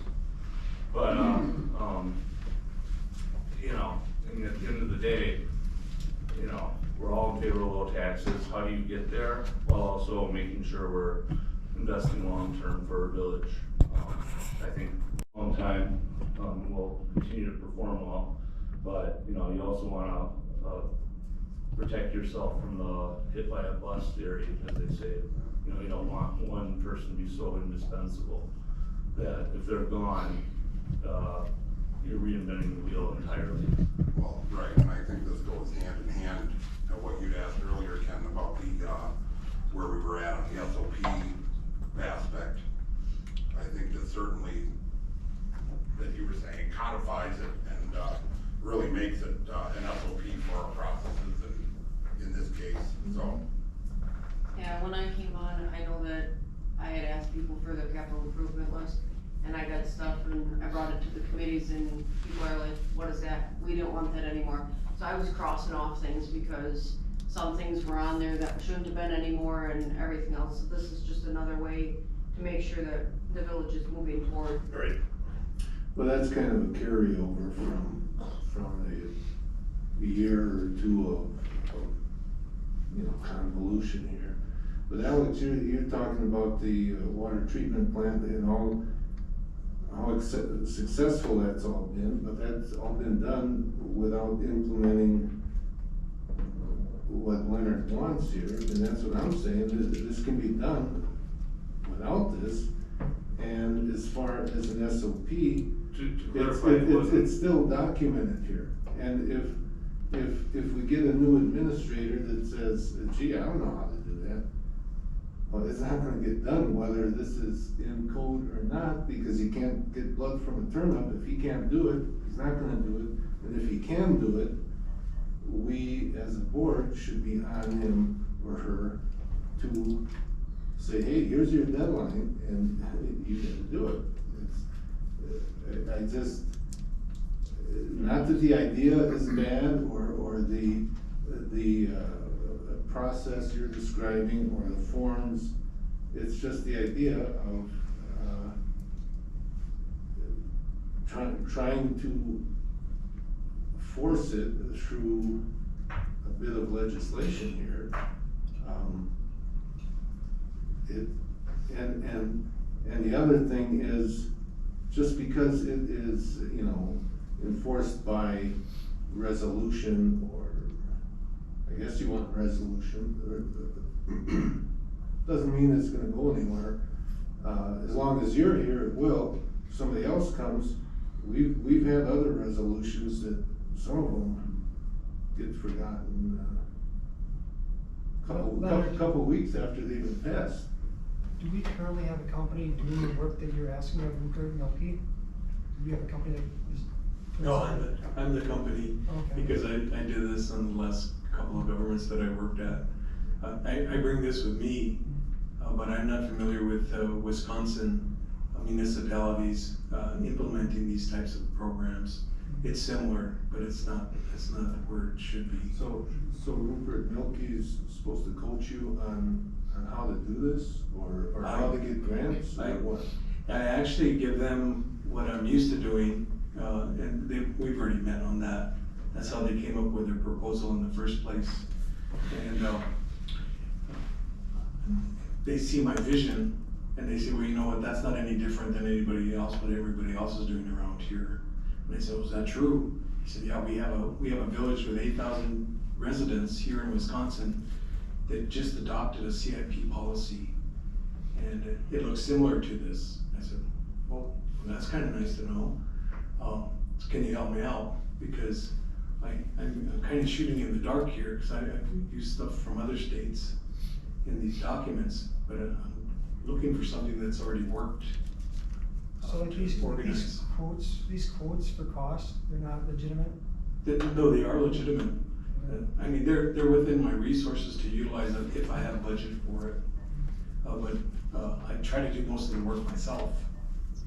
So Leonard, is this something that if you went with this company and they gave you the ideas, they gave you the pathway, they gave you the tools you needed, this is not something you would need ongoing? No, they help me form the policy that makes an informed decision here for the village board to move forward with this for years to come. It gives all the policy procedure, gives administrator, whoever is going to lead this, it gives the example, for instance, whatever committee here would be reviewing CIP before it got to the village board. It put all that mechanics into this, but it fits within the framework of a municipality of this size. And these guys just haven't had the experience. They walk away from this and it's ours. They don't stick around. The grant funding portion of it, that's enticing. Especially if we know that we have a CIP process that helps us get grants. That's why that worksheet is 14, maybe 10, 14 pages long. It all has the criteria that grants ask for. Benefits to the community, compliance issues, budget, additional funding, things like that. So does it give you direction how to write the grants? Do they have, excuse me? Does it give you the direction how to write the grants? Because writing grants is difficult. No, you get somebody that's experienced at doing that kind of stuff. So they don't provide that service. Like, from what I kind of read, they're alerting you to the different grants that are out there on an ongoing basis. They would alert us to, right now they alerted me to 3 grants that might fit here this year, and those are the ones that I looked into. I think one was for rural roads, and it wasn't quite a good fit. They were aware of one that we did for Petland, and then they also Surface Water Drinking Act type funds that we already have for the water treatment plant. Something else we're to come about. So the grants that we've identified for municipal building expansion, I think we have USDA. There's some law enforcement things too, but a company like this would know their ins and outs on that one and help us to apply for it. And yes, they would help us to apply for that based on our CIP data. We'd have it all, most of the legwork done. Yeah, with that, I think this is something that's needed in this village. Ken, I know you brought up just water filtration plant, but we've really done this for water and sewer. And if you look at kind of our long-term plans, we also looked at our financials, long run through 2032, something that really hasn't been done before. We're in a position where, we basically have a blueprint for the next 8-10 years that can keep costs manageable for our sewer and water customers, while still maintaining adequate service to them, ensuring we're doing that. In my opinion, we need to bring this to all the other departments in this village. This is our only path to go forward to solve the general fund deficit, as I call it. Something we have to get creative now. We've had the gravy, we've had the easy growth. Now we have to look forward, and we have to, we have to actually start investing in some of our infrastructure that's been declining or is being strained from the growth. We can't just cut our way to prosperity, but we also can't make this place unaffordable to our residents. So, I think, we're at a critical crossroads.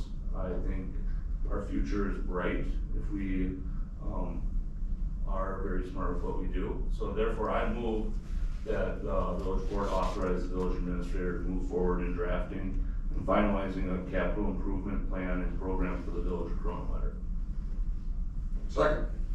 Got a motion by Alex, a second by Kelly, to recommend the administrator create the CIP approval plan process for 2025. Is there further discussion? Yeah, I got a question. You guys remember when we hired Ehlers to do our financial plan? Maybe about 4 years, 4 years ago or so? Vaguely. Not 10 years ago. It was only about 4 years ago, maybe 5. That was supposed to be a blueprint for our finances, and I don't know if we ever looked at it after they did it, and to me, it's like, if you're gonna do something, you're gonna do it, and if you implement something like this or pay somebody, do a plan for you or whatever, it's only as good as the determination of the village that's going to do it, you know, the people. And to me, it just seems like if there is that determination, we can do it, you know, without officially adopting this. And if we're not gonna do it, then even if we adopt this and you talk to this Rupert Milky or whoever they are, it'll fall by the wayside within a year or two. It all depends on the people. So I would be more, as I said, I think we need to rely more on our own determination and the quality of our committees to stay on this stuff and to follow through, whether or not, you know, a resolution or whatever is adopted. I guess, to me, I guess I'm not, kinda confused though in a way, isn't this just literally kind of forcing the issue to say, we just gotta get this done, so something doesn't fall by the wayside? That's what it sounds like, but at the same time. Well, I think it's kind of. It's only as good as the enforcement of it. True. I think it's an A to Z policy that says, you know, beginning, you know, by this date, you need to have these as your projects and have all of it fleshed out by, you know, whatever the criteria of the program process explains. But that can all be done, that's an administrative job. And I guess again, I hate to repeat myself, I'm just questioning why we need an ordinance to force them to do it. Either way, we need to be on them to do it. It's up to us, the board, or the committees to keep this rolling. But I see what you're, right, I see what you're saying, but at the same time, what this does, right, we're talking about when you have it codified like this, right, it gives some structure to this plan, a process to it, makes it easier to be organized, to understand what all we're doing. In the past, we've been prone to just kind of piecemeal, in my opinion, doing whatever. And that's kind of how also, in my opinion, we've ended up with some of these deficits, where it's, you create the budget, something comes up, you know, maybe we bandage it, or maybe we just get some idea, we implement it, and then all of a sudden what was supposedly a balanced budget is a deficit. You know, this way it's organized, it's in one place, there's a policy with it. We as a board can look at the whole picture at the same time for next year's capital projects. You know, we can of course tweak them at that time. And then it also makes it easier to plan financially. You know, like this facility study, if we need to make upgrades and you need to take on $3 million of projects, you can't do that all in one budget. You're probably gonna need to take on debt to help spread out those costs long term, or some mixture of debt and not, and out of, you know, undesignated, for example. But the point is, now you have all your projects in one place.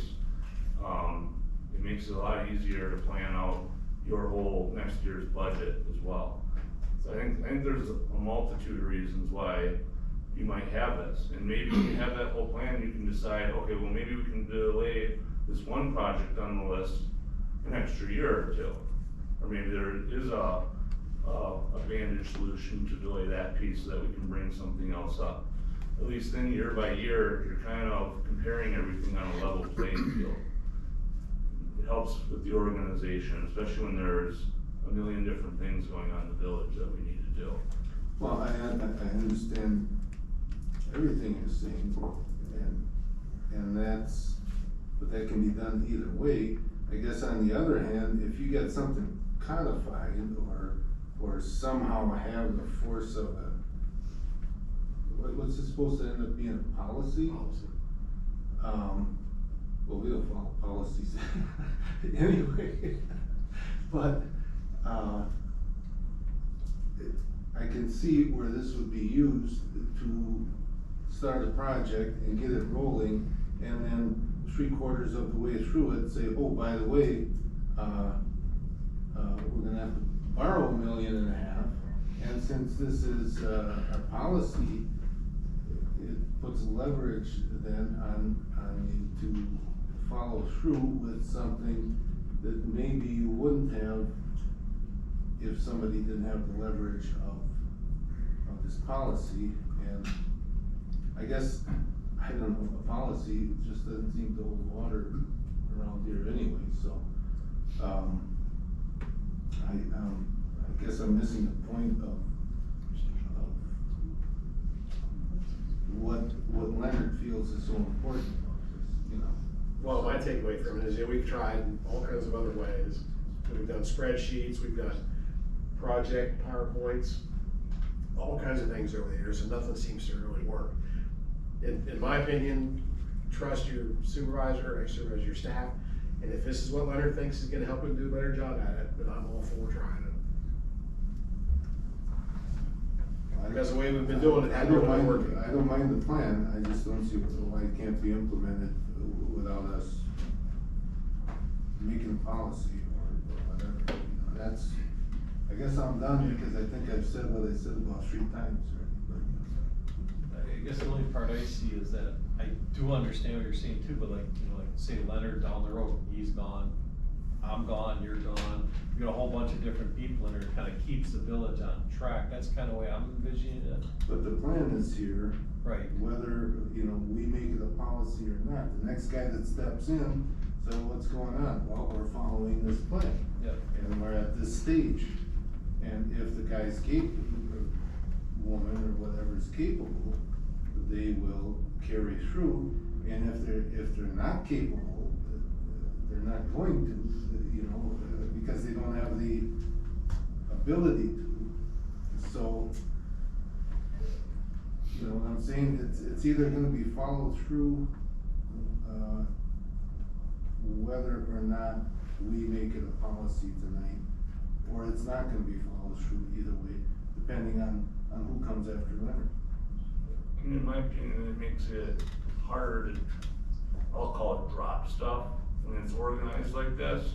Board can always decide to change the direction if they want, but then if it's all put together and organized, following this policy, and it's, you know, held up that way with a different administrator, yeah, then the board does have to, you know, actually move to deviate from the plan or decide to ignore it, right? And in my opinion, that's better than just what I'll call dropping it. You know, if a new board or staff can come up with a good reason to deviate from it, you know, that's one thing. But I think we've seen, I've seen it at least when I look at some of our history and when I've been around, where we've had a lot of stuff just get proposed and it kind of goes through and then it gets forgotten about and then it's becomes an issue later and then we're scrambling to deal with it. Or, you know, maybe a new idea is brought up and it's missing some pieces, so then, you know, I'll bring up the back truck, for example. You know, previous public works director was just like, well, we'll buy a back truck, but he didn't have any plans for how to actually where to put it or implement it or any of that, or how to finance it. Well, when you have this, then, right, if something's missing, ideally when we're actually looking at the details, everything in it, if something's missing at that point, you know, obviously then you can edit it when it's brought up. But it makes it easier to understand, I think, the full picture, and it makes it more resilient to staff turnover and board turnover. Okay, so I guess one more question. If you have a policy, you can't have this as a policy, you've gotta have 1 or 2 pages that describe the policy, hopefully 1 page, and then the rest of this would be the plan to implement the policy. So do we have a clearly understood policy that we know what we're voting on tonight? Well, the motion. Explain what the policy is, and then the rest of this plan you're talking about is the plan to carry out that policy. The motion, Ken, wasn't authorizing a policy, right? It's authorizing the village administrator to move forward in drafting and finalizing this policy. Right, we don't have our final policy for this, but it's basically giving the direction to him to draft one, and then that policy can be reviewed by EPC, the appropriate committee, and the board at that point. But I think this is kind of giving a strong recommendation to staff, what we want to see. That's what I understand too, it's just recommending to get the ball rolling, not approving a policy tonight from this information. Well, I guess if that's the case, we should have just had a policy with this, because, you know, okay, you guys go ahead with your vote, you'll pass it, I just go ahead. Any other discussion then? Somebody seconded. Yeah. There's motion and second, I'm just asking if there's additional discussion before I call the vote. All right, all in favor say aye. Aye. All opposed? No. Motion carried. Moving on to item M, discussion and action, budget amendment number 3 for lift station and state water drinking. I think these are straightforward enough, we can approve within 30 seconds. I don't know what the motion is, but, I was looking at Alex there. Well, I mean, I can explain some of the background. We've had a lot of failures on our lift stations for various reasons. I mean, it kind of gets back to what I was discussing before about deteriorating conditions with some of our lift stations. Obviously, we're looking to try to improve those long-term, but, you know, it's gonna take many years to really re-up the whole system. Fact is, we burned through our maintenance budget. The initial request was for additional 30,000. EPC and utility committee recommended going more, because we invited Mark Mackey, our operator, to the meeting, and then he indicated that in my opinion, in accordance to how we've operated in the village, where we kind of done a lot of things least cost, we've been doing maintenance on some of our lift stations with the vac truck twice per year. The recommendation in the industry is to do it 4 times per year.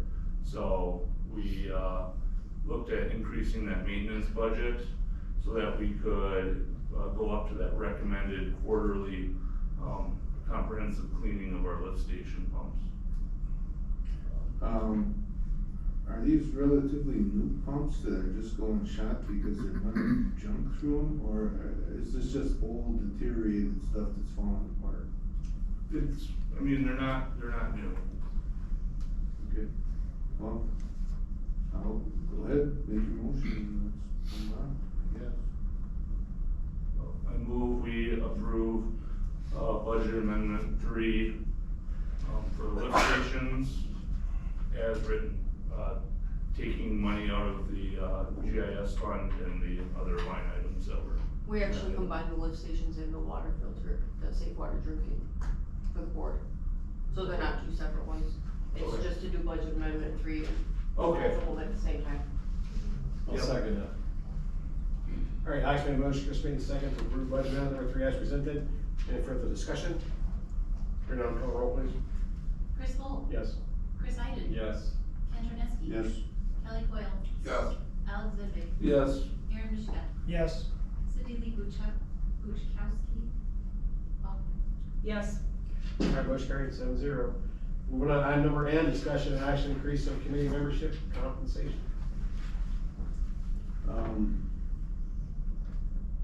I don't know, has anybody polled, these committee members to see how many of them if they came in at all?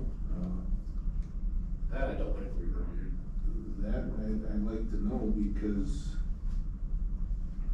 I don't like raising it to 40, to me, if. Because it's what, 25 now, I think? Yeah. If, somebody volunteers to be on a committee, and you don't want them to lose money, you want, give them gas money and stuff. But I just, I myself see a volunteer as volunteering. Yeah, see, it really varies, if I recall correctly, from everybody that did 2023 committees, each committee had different amounts. Some committees, everybody took a payment, other ones, 2 took a payment. So it really depends on each person.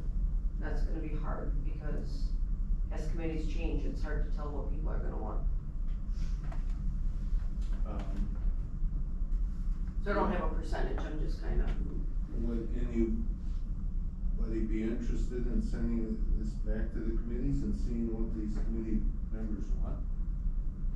You know, if they think 25 is fine, or how many don't take any payment, or I'd be interested in finding that out. Well, this wouldn't take effect till January 1 of 25 anyway, so, yeah. You could send it back to the individual committees and take a poll on what they wanna do. I think that'd be interesting. Yeah. Okay. I guess we could send around to each committee, Yeah. right? Ask for their input. Yeah, so we have plenty of time on that. I mean, some of these meetings do take a long time. I mean, you know, I don't think anyone's doing it for the money if they're getting 40 or 50 a meeting. You know, I mean, it can be a lot of time. I mean, you know, they're tackling important issues, so you wanna make it so you are getting some of the best people, I think, for those committees. Might get some more interest too to pick from for appointments on these committees if there is a little bit more pay to it. I think generally people are wanting to be civically engaged, but at the same time, it's the same with village board pay. You know, in my opinion, I know it's a debate nationwide with legislatures as well. You know, but what should an elected official make their role? In my opinion, I know there are some states that pay almost nothing, for example, for a legislator in their state legislature, but my opinion, you know, it should be at a level that doesn't exclude a large portion of the population from being able to participate. And the same as with our village board as well. You know, I'm not doing this job to get rich here or to get paid. In my opinion, the compensation for committee members and for board members should be at a level where it's accessible, regardless where you might be in life, right? There's a significant time commitment to doing this. You know, I do take the village board pay here. I don't consider it like, you know, consider it mostly volunteering. I mean, compared to what, you know, I earn in the private sector, it's not like I'm doing that. I wanna make sure that these committees and board members, their compensation is such that it's accessible regardless if you're wealthy or not wealthy. You know, maybe even barely just getting by paycheck to paycheck. In my opinion, it honestly would make me skeptical if someone isn't taking the pay. You know, why are they doing it, right? I mean, everyone's hopefully doing it to serve the community, but to do a good job, it takes a significant time commitment as a committee member or as an elected board member. So I don't really have any heartburn increasing the pay for committee members. I would also argue that perhaps we should look at, you know, elected official pay as well. I'm not saying it should go up a ton, but I don't know if it's ever been increased since we became a village. It's been a while. 2009 maybe? Well, we can look at that. We didn't review. Doesn't matter. Elected officials. From my point of view, you can't pay me enough to do this job. I'm doing it voluntarily, and the money is just, it's just out of the picture. And I just wonder how many people on these committees just want to volunteer, and at the same time, like I say, you don't want them to lose money, driving out here and stuff, so you give them the $25 covers, gas money and mileage and stuff. And like Alex says, you're not getting rich at 25 or 40, and I guess that's why I'd just like to see how many of these people would say, yeah, it's about time, or say, no, I really don't even pay attention to that. All right, well, we'll send it back to APC and we'll do the review. To each committee, let each. I don't know. I'd be fine with increasing it. Well, So, let's, it doesn't hurt because this can't take effect till January. Well, you're also talking about elected official, we didn't even address that. No, yeah, that's. So in order to do that, we'd have to go back for sure. yeah, Wow. I'm fine with that, but I think it's an interesting philosophical debate about pay for this stuff. In my opinion, right, local politicians do take on a big responsibility, and, the only compensation they're getting is what's authorized here. What I don't like about states, for example, where you have legislators making $100 a year. Well, right, if they're getting $100 a year, they're getting compensated in other ways, and I think it's, in ways that aren't beneficial to the public. I mean, they call it lobbying, but it's, Good thing we don't have to it's worry about legalized Well, I don't think. favors and other members are things. lobbied. It's either someone who's independently wealthy who could benefit a lot more. And if you're retired, I see you too. I mean, right, if you don't need it, but I think we need a mechanism where if you're a working person raising a family, if you're retired, it probably doesn't matter, right? But- Maybe we should hire a consultant to do a study in psychological profile. I do wanna point out inflation has been high the last several years. All right, so we're gonna just recommend staff send us back to ABC. I move to recommend send it to APC, but also to look at, elected official pay, which,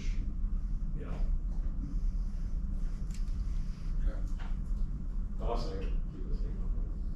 Okay, Alex made a motion, I made a second to send us back to ABC and have them review also elected position pay as well. Any further discussion? Hearing none, all in favor say aye. Aye. All opposed? Motion carried. Item number O, discussion and action, just discussion 24, board of review dates.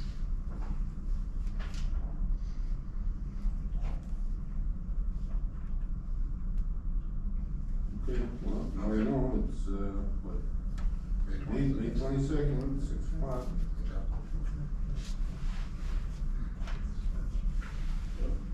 Is that all right, everyone? Okay, mark that in your calendar. Bring some playing cards. All right, moving on, item P, discussion and action, selection of village trustees to attend the board of training. They won't even complain, we reduced everyone's taxes. I think Aaron, being the new guy on the block, I think you would enjoy taking this dream. So I should have Sean do it. And it doesn't have to be one, it can be more than one Yeah. person. No, I'd be willing to go through it.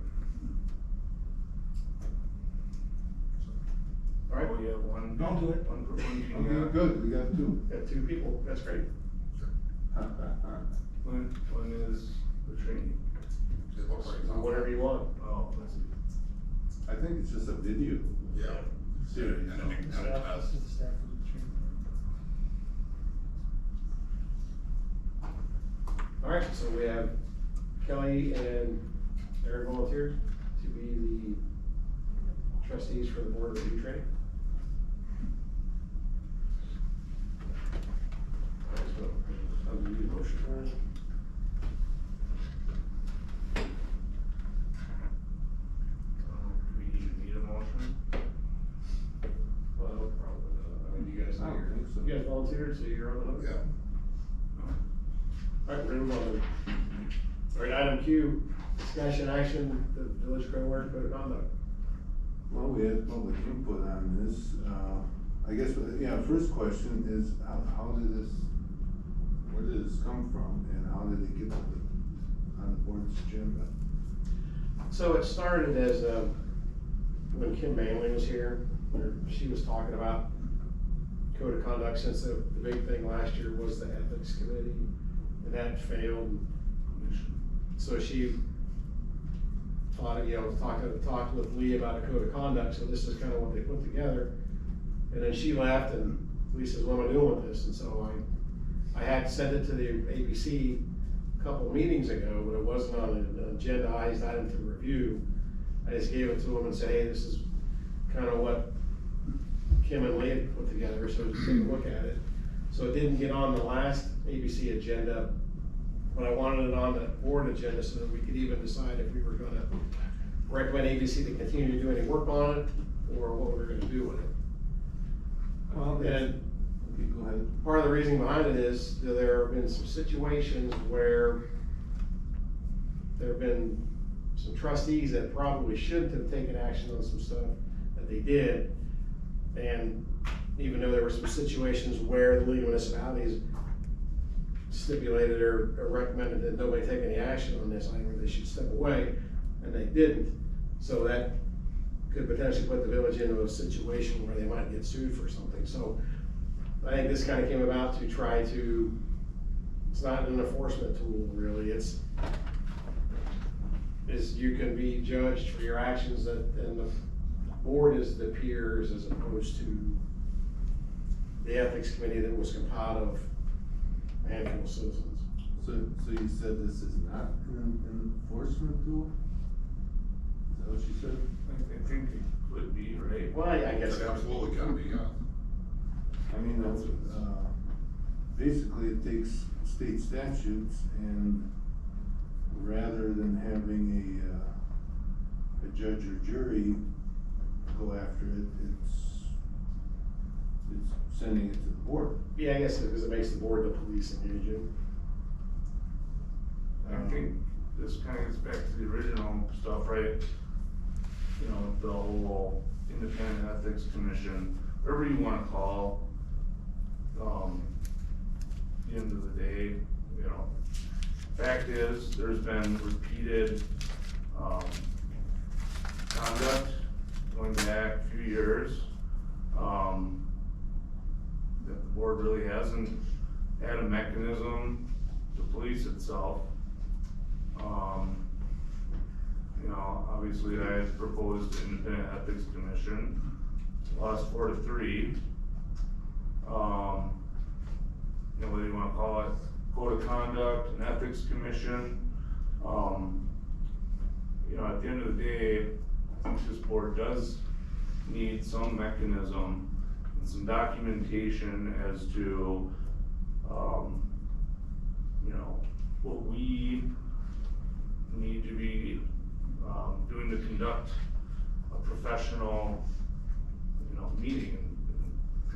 You know, the idea of holding ourselves to a higher standard, I think most people that do vote for us want their elected leadership to act like leaders for once, and to hold themselves to a higher standard than the general public, right? I mean, what we do and our behavior and how we do things, at the end of the day, reflects on the village as a whole. It impacts, the day-to-day of our professional staff.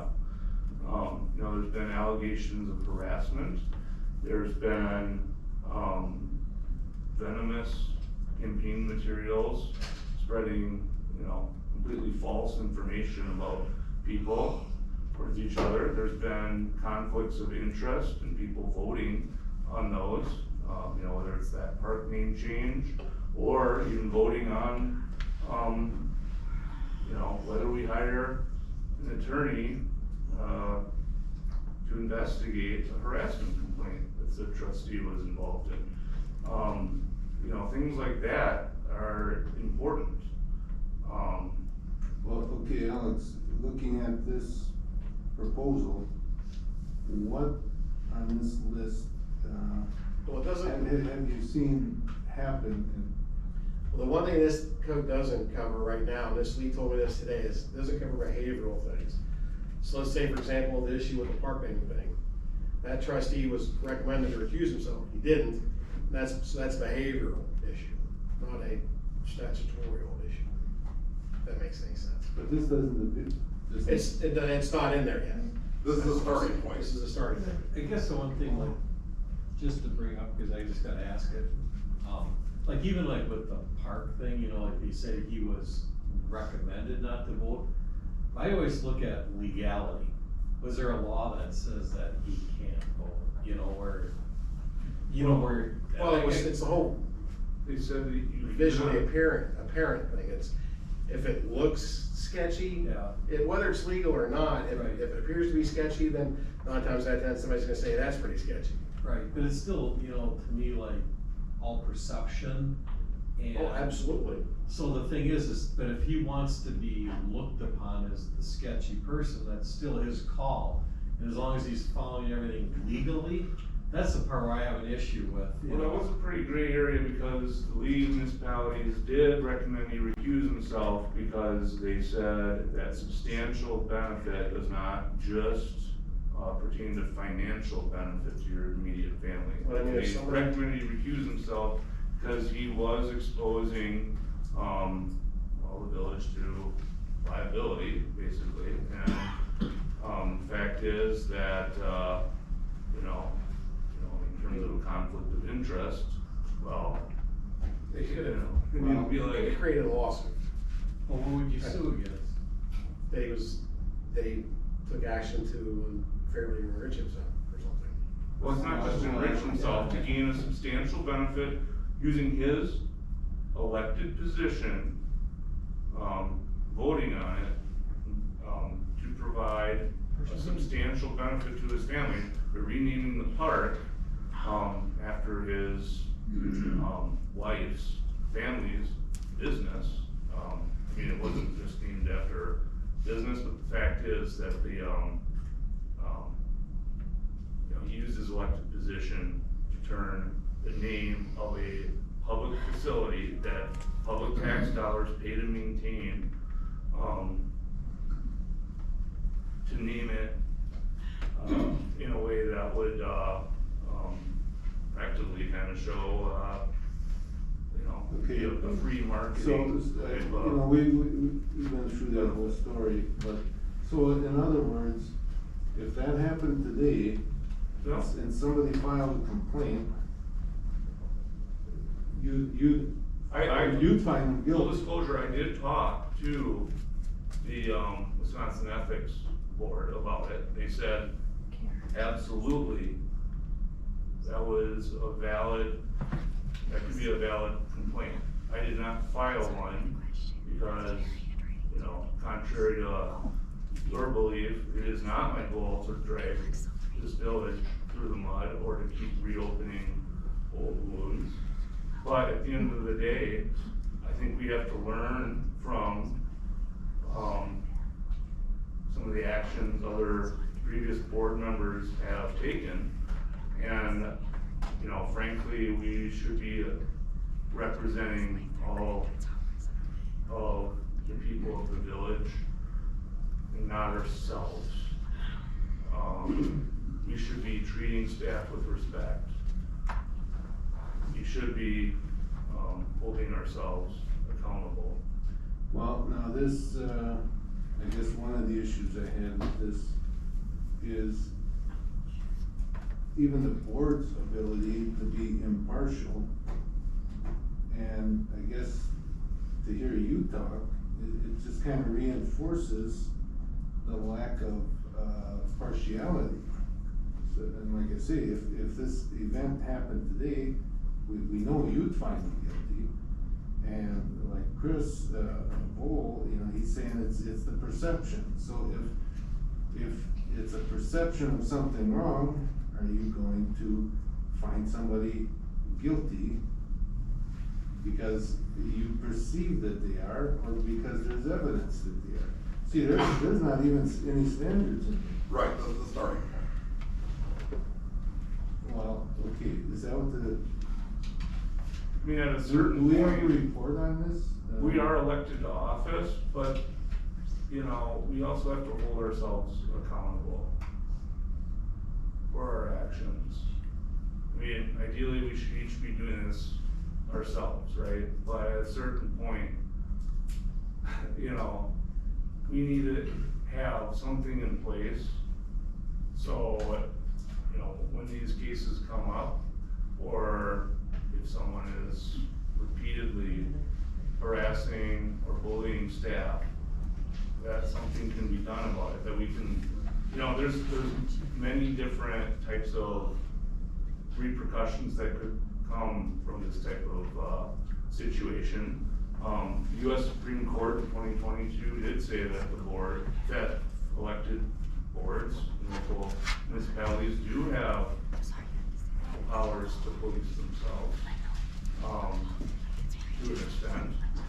You know, for example, the public censure, you know, if we have a board member harassing staff, like, the board should be able, in my opinion, to direct staff to not work with that individual any longer. Beyond that, they would have to, a member of the general public. At the end of the day, there is a power imbalance between an elected board member and a staff member. You know, I recognize that, you know, all of us were elected to our positions. You know, we should be, putting a high importance on that fact. But at the same time, you know, we should also, have a mechanism to make sure that, you know, we are behaving in our elected office in a way that, is positive for the village. And, you know, frankly, you know, we're elected officials, staff, they're professional staff, that is their livelihood. So at the end of the day, you know, harassing and badgering staff, threatening staff, and that had happened with that same trustee in the past too. He had threatened, you know,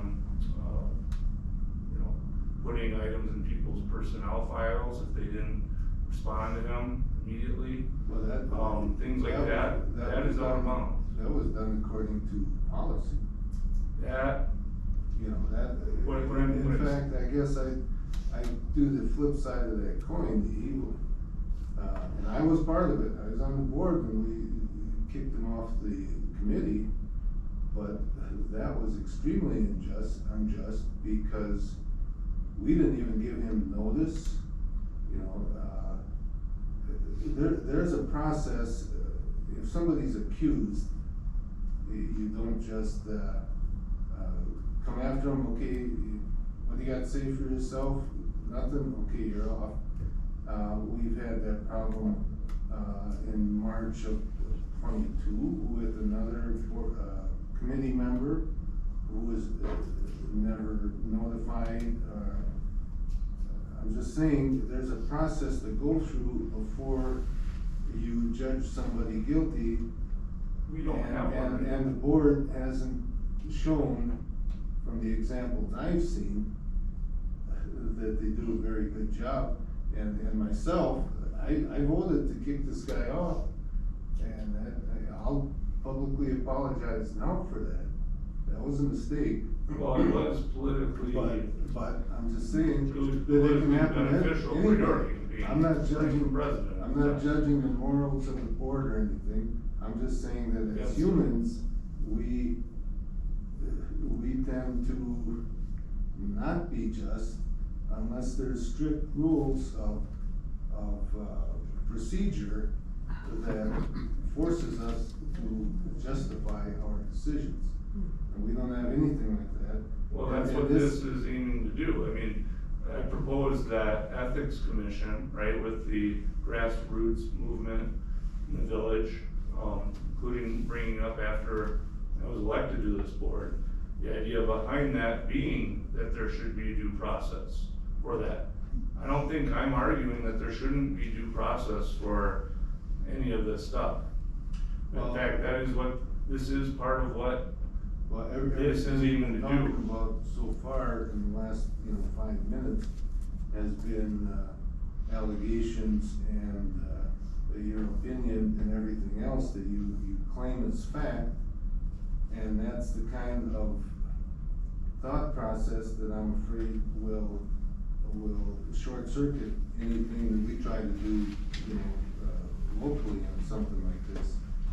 And I don't remember, was there a report with this item, or was it just, cause I don't remember seeing that this is just the beginning of a big long code of some type. I thought we were looking at this item tonight and deciding on it. No, this is just to kind of give you a flavor for what they've been working on. I mean, some of the stuff. And continue working on it. Well, I guess. Cause I didn't want to spend any more time on it, the board didn't want to do anything with it. Yeah, the other thing, it's the same argument as we had against the ethics, committee, was you accuse a trustee of something, now the village has to pay for his lawyer to defend him in this tribunal that you want to set up here. So, and that's part of the procedure. You're talking about removing, I don't know, chapter 17 point something here, removal. All that stuff involves lawyers. And you're opening a whole bag of worms here. You're worried about the village being, at risk of being sued or something. I think it's more like this, by implementing this. That is the pot calling the kettle black right there. It's a what? I said you are the pot calling the kettle black right there. You are No, I'm currently not. suing No, the I'm village. not. We are having to defend ourselves against a lawsuit from you. Exactly, which was has caused by. So by you're your sitting there trying lawyer. to, you're sitting there trying to argue the other side of it when you're literally the litigant right now. That's right. And you for voted for on, good reason. you voted on the topic whether we defend ourselves. How is that not a conflict of interest? What's a conflict of interest? That you voted while you were suing the village about whether we pay the attorney to defend ourselves from you suing the village. Because it's a matter, because our attorney has no business being involved in that case, because you've got, village insurance that's paying for, an attorney. It That's doesn't who's kick in defending until- the village. This guy, Leonard, you can explain why you paid the bill, but it was, what, 4 or 5 hours for Tironi to do whatever he did regarding this case. Well, I And heard he still explained have on to- a meeting I wasn't at. What? I listened to the meeting that I didn't attend, and I thought he explained what he did. Well, yeah, he said he had explained because he a has look at to the start case off. and prepare it for the insurance company. 4 or 5 hours is a lot of time, and there's really, the clerk, if you get a case, you call the insurance company and let them take care of it, instead of having somebody else, do whatever he did to charge us, that shouldn't have costed the village anything. No, he explained on all that, right? There's the insurance, but it doesn't kick in. Until they find an attorney to accept it. So it remains his case until the insurance company finds a law firm to take on the case. That Make wasn't very clear. That wasn't the only time too, though, with the conflict of interest with legal bills. The harassment complaint.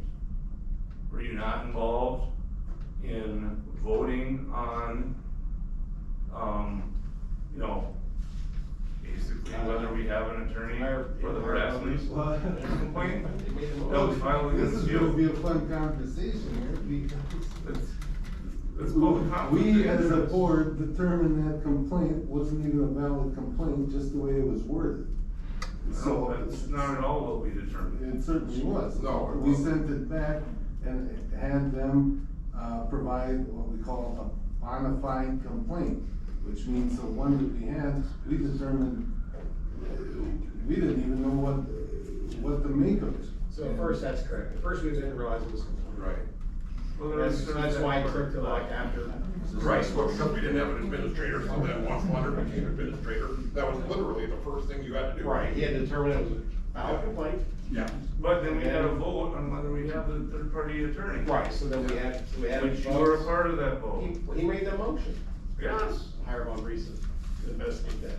I did? Yeah, you did. I don't remember that, but. That was right before, that was right after Tapper asked if you wanted to recuse yourself. You chose not to. By the way, this Tapper lawsuit has came right cost up to half me of and our asked if you legal wanted to budget step for out. the year. Kim Tapper? But I said they were having cookies and coffee out front, and you didn't want any cookie coffee, so they set up tables, too, out there. I mean, like this type of stuff. I have a question, Well, it's just okay, on the so- agenda, are you not all violating open meetings law right at this very moment? No, because we're talking about the code of conduct. No, you're not, you're Yeah, talking right. about case that is not talking about code of conduct. We're talking about why we need it. I will be filing, if this passes, I will be filing a complaint against each one of you Go for ahead, file a violating open complaint. meetings. Go ahead. Because at the end of the day, it's related to this, you saying we don't need a code of conduct. I move that we There's not send this, any evidence I of move that we it. send this to We're bringing it up. ABC to, continue work on it. I second that. Got a motion by Kelly and a second by Aaron to recommend ABC continue to work on this. Any further discussion? Yeah, I think it's a waste of time. I'd like to know how much we've already paid for what we've got here. I'm betting it's 500, Lisa, somewhere between 500 and $1,000. Lisa, you have a key note that? Sure. And it's going, from what I see here, this thing, you know, again, I'll show you. I've got it marked up all over here with flaws and. Well, if you wanna submit an ABC, Red flags. Ken, if you wanna submit those to ABC, we'll take a look at them, your comments. We'll make sure what comes back to the board is ironclad. Right. Any other discussion? Hearing none, all in favor say aye. Aye. Aye. All opposed? No. No. Motion carried. What do we got, 4 no's here? 3. Aaron, you were a no, right? No, I was a yes. Oh, he said no? So it's 4-3. All right, item R, discussion and action, change date of, or cancel village board meeting for Monday, May 27th. Now let's cancel it. I move to cancel the regular meeting on, Memorial Day, May 27th, 2024, so. I second that. Got a motion by Alex, a second by Aaron to cancel the upcoming Memorial Day Monday meeting, 2024. Any further discussion? Hearing none, all in favor say aye. Aye. Opposed? Motion carried. Moving on to item number 6, discussion action of 23 preliminary pre-audit budget versus actual. Okay, so. It was asked that I bring back, the 2023 actual to the budget, to this meeting. However, the audit, the field audit was completed, but they have stated that the audit will not be completed. They're still looking and finalizing everything. They have a date in June that they're hoping that the final audit for 23 will be done. So all I gave you guys for right now is preliminary numbers based on pre-audit finals. Once the audit is completed, I can bring back at that time and show, and discuss exactly what was originally budgeted for 2023, what was approved through amendments in 2023, and where we're actually sitting for year-to-date expenditures. I just wanted to give you guys kind of an update, since this was the meeting that was asked that I bring it back at. Okay. Can you have any comments? Yeah, I guess I noticed, a lot of surpluses on insurance. In some cases, we had it budgeted, then we raised it, and at the end of the year, you know. That's certain correct, items, so there's a lot during of some surplus. of the year-end, analysis and looking at things, And going through, it was determined that when we switched over to the new software, there were entries that were being done the old way to the way that Workforce had us doing it. And when we flipped over to the new software, the software was doing some of the entries and putting items, it was calculating and putting stuff to the expense accounts already. So when we were going through, I had to take them back out because it was actually doubling up on that line, so it was a switch of software throughout the year. So it's fixed and going forward, it's correct. Okay, well, that's good. I was wondering if the insurance rates dropped or what. No, it was double posted in 23. Oh, And it was determined part of the year-end analysis and preparing for audit. It was caught. okay. Anything else? All right, look forward to the finalized form. Item number 7, the consent agenda, we got Yeah, 5 things. I'd like to pull out, the resolution appointing elected officials and the, appointments to, committees.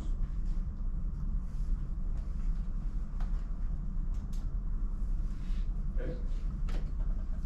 All right, so item T, resolution 2024-004, resolution appointing elected officials to the village board. Okay, well, some reason I have it in front of me, but I remember most of it. I'm wondering what, well, that's the committee selection, it would be before that, it'd be but, like Bernie pointed out, me and Aaron and Cindy got elected by the people. Why in the world is there a resolution to now appoint us to something we've been elected to do, whether the, resolution passes or not? It's just kinda weird, first off, where did that come from? How did it get here? You don't have to have any note on it. Do you, Leonard? Have any information on that? And, the other big thing is, like Bernie said,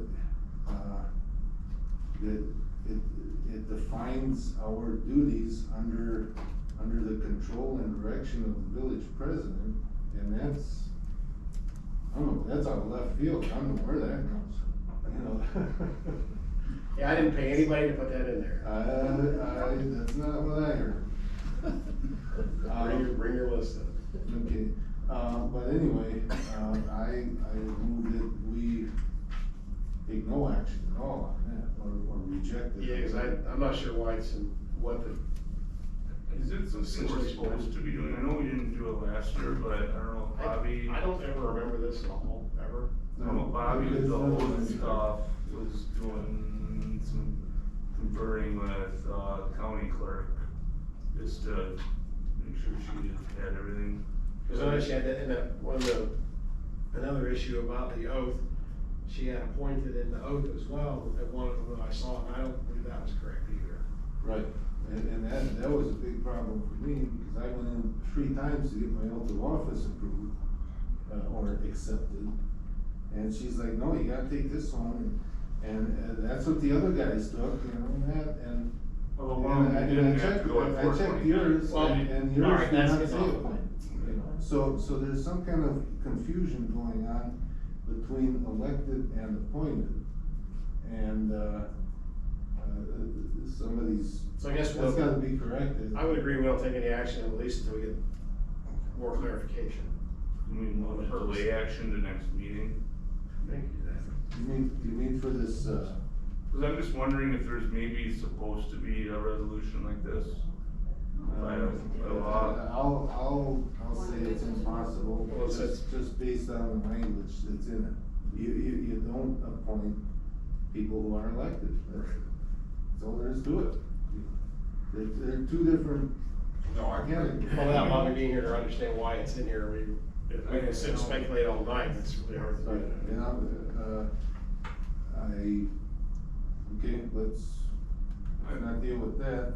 I move to delay action on resolution 2024-004 to next meeting pending, I guess Bobby's reasoning. Well, if this motion fails, I would move to just drop the whole thing. Is there a second? Yeah, second, yeah, just delay action. Okay, motion by Alex, second by Kelly to delay action to the next meeting on this item. Any further discussion? Hearing none, all in favor say aye. Aye. All opposed? No. No. Motion carried. Moving on to, the other one you wanted out, Ken, was D. Yeah, the committee appointments. Yeah, so item B, resolution 2024-006, annual appointment of trustees and citizen members to various committees, commissions, and boards. Yeah, the ordinance says these people are, put in place by, appointed by the president with, however, it says it, consultation with the village board, so I'm consulting right now. It seems to me, and I got nothing against Wayne Loveland, I was on RDA and he seems like a good guy. He's been on there forever. And, I think it's about time to start rotating some of these people. I know Guy Friedel has, applied for that position. He's extremely knowledgeable in kids and land use and stuff like that. He's got some good ideas, he's got some new ideas, and I think he would be a better choice than Lane. And again, nothing against Loveland there, but, I checked the records. As far as we have records going back, he's been on RDE. I don't know how long he's been there. Well, it says on the spreadsheet, I don't remember the date, but there's a spreadsheet that says when he started. Okay, well, it's not in here, I don't know where you find that, but, I mean, Clerk has it. I just looked up the minutes as far back as we went. Right. So I guess I would suggest, Guy Friedel, Administrative Policy Committee. Can I just interject something quick? For RDA, I just noticed like there's like people not showing up either. These are the only people that are up for reelection. Oh, okay, can I just mention, can we just reach out and maybe a person that doesn't show up to say if they wanna stay on or not, so that other people can. Oh, you mean, the reason the rest of the committee members aren't on this list is because they're not for reappointment. Right. If there's somebody that's not attending anything, Okay. then It's a that, you different could story. address that at Alright. your committee level, and then you can recommend All right. village board remove that person, or they can voluntarily remove it. If you reach out to them and they say, yeah, really, I'm not interested in staying on, and it wouldn't be me calling them because they wouldn't be up for reappointment. Sure, okay, I'm cool with This that, year. that's fine. Right. But like I say, if you know somebody that wants to step down, Sure. or isn't attending, then if it's not attending and they won't return your call, then we can address it, remove them, and then reappoint somebody else. Yeah, we did that a couple of years ago. RDA, Yeah, I didn't even know who she was. Yeah, the one gal. She never ever showed. Yeah. Wasn't there supposed to be an attendance policy for guidance? I don't know. Yeah, we take attendance, that's about I it. think 'cause we that's never how they- talked about it, but I don't know if there is one. Well, I mean, I don't know if it's, I mean, they wouldn't pass it while I was on the board, but it was in 22. By statute, there is for the village board, but like I said earlier tonight, the statutes say almost nothing at all about, municipal committees. They leave that up to us to. Well, but didn't you guys discuss doing the policy for attendance in 2022? We brought it up and it never went anywhere on APC. I don't know what happened to it. We had a lot of items that we were working on that, just got lost in the mix or something. And a lot of stuff we had actual recommendations on that never made it. got to the board. So it is, yeah, definitely, a problem with some people. Like you gotta make 80% of the meetings. Or, Oh, that's, Yeah, yeah, we're not talking about that. Yeah, I guess I got us Okay. off topic, sorry about that. Or you just, Well, we'll file a complaint later. There you go. The one question I had with the committee for special committee is, right, that was the committee structure committee, I'm assuming? Yeah, the committee on committees, yeah, you guys, as far as I know, you still need to. We made a final recommend, it didn't make this agenda for some reason. So, you know, if you don't meet, you don't meet. I recreated it, so if you do have to meet, you can meet. Well, I didn't create weren't it. we finished with our work on that? Yeah, there should have been a final recommendation, it didn't, I don't know why it wasn't on this agenda, it'll probably be on the next one, I guess, but it was sent to the board. Okay, So it's probably just sitting in limbo somehow, just, I mean, whether we take it up next meeting or not, I Well, don't. I hadn't heard it was done, so that's why I reestablished it. If you want the committee, So Well, I guess it's- we maybe have we one delay more on that. meeting to agree to, that we're done or something, or if we even have to do that, you know, I guess. Well, I would just recommend maybe delaying that committee for committee structure, cause there was, the final recommendation well, was it's sent. a resolution, it's all of them are, you can't edit a resolution. Those ordinances you couldn't edit, and we just did that like last meeting. What? Well, we talked about that, you can't edit a resolution or whatever, but Yeah, you can. we Why not? literally just did that like either last meeting or the meeting before. That's what I was always told. Can't edit a resolution. Well, don't I thought that was a word. believe everything you hear, you know? No, I mean, if we're looking at it,